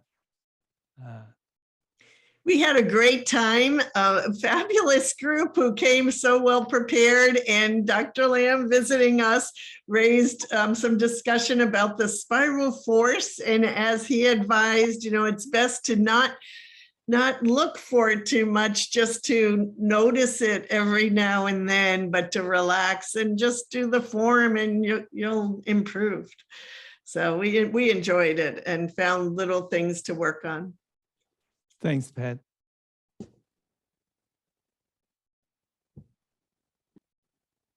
Oh, hi. Now we had, it was very fruitful. I thought we talked about everything finishing together in the shuttles, which gives a really nice feel to the movement, and about making any foot adjustments you need to in that turn from the fan back to help stabilize yourself before you do the hidden punch. No, it was good. Thank you. And thank you to Narelle, who was a little black patch, but she stuck with us. So thanks, Narelle. Yes, thanks, Pat and Narelle. Richard. Yes, we had a really, really good session, and we found some things that we can go forward and work on. And we talked about the fact that there will be a video of this, so we can go back and refer to it. But all in all, we did really, really well. Had a great group, and I was excited to work with everybody, and it was awesome. Thank you. Thank you, Richard. Hi, everybody. Our group just enjoyed practice and watching each other. We learn by practice and watching. So we had enough time, practiced 5 times. Really nice, and Happy New Year to everyone. Thank you, Hong. I just like to thank you all for being here, especially the facilitators and my team, to put everything together. This is actually really significant in the sense that we run this workshop every year for 24 years. This is the beginning of the Tai Chi for Health program that reached millions of people around the world. And this workshop is where vast majority of master trainers are trained around this time. And people like Pat, Fiona has a big place in training master trainers. It's a place where I would say the leaders of the Tai Chi for Health vision were trained here, and everybody, the instructors, the participants, the supporters, come to this workshop. It's like like our annual conference for the Tai Chi for Health community, for us to share energy, share skill, and improve our skill, and to create things. There's a couple of medical studies that's published because of the workshop. In fact, one was published. There was a participant who just about getting her PhD, and she got all the researcher and the medical people together, and she did an interview, and that was recorded, analyzed, and that was published in a medical journal during the workshop. And of course, you see the video we make in Wollongong in front of the beach. So many wonderful memories. You know, the thing about Tai Chi now than Tai Chi in the old time is that Tai Chi in the old time, they're closed doors, like medicine. They have this medical skill, they pass on to their kids. And when you learn from the teacher the hypocritical oath that it's supposed to swear, you are supposed to pass it on to teachers' kids that kept in that family, they kept in that line. Well, that's a very closing shop, and that's what Tai Chi is being for generations. It's closed shop. We change it. The world has changed. We now share, but to share, you need a group, you need a community. You know, there's no creator, no medical advance that come with one person. You might have a leader, but it comes from a group of people working together. Every Tai Chi for Health program did not come from me alone. It came from a whole group of you. Many of your people has contributed in different ways. And that is the way the world progressed. That's the way Tai Chi has been progressing, improving. It's a group, everybody contribute, and that's how we can reach so many people, how we can improve and progress. And this workshop is really where we did most significant meeting. And the fact that everybody's here is an incredible form of support, that nothing stops us from getting together, share Tai Chi, share friendship, share energy, and improve together and bring the arts to the world. So thank you. By being here, it's a lot more than just being here. It also tell me and everybody else who look at us that we are here for us and for everybody. The spirit, the energy is for everybody.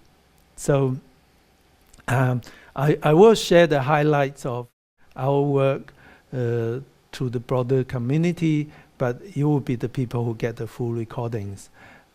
And I do hope to see you more often and to share with this wonderful community and to continue our really worthwhile work to bring Tai Chi to more people, to change people's life to the better. So my thanks to you all, especially my team and my facilitators.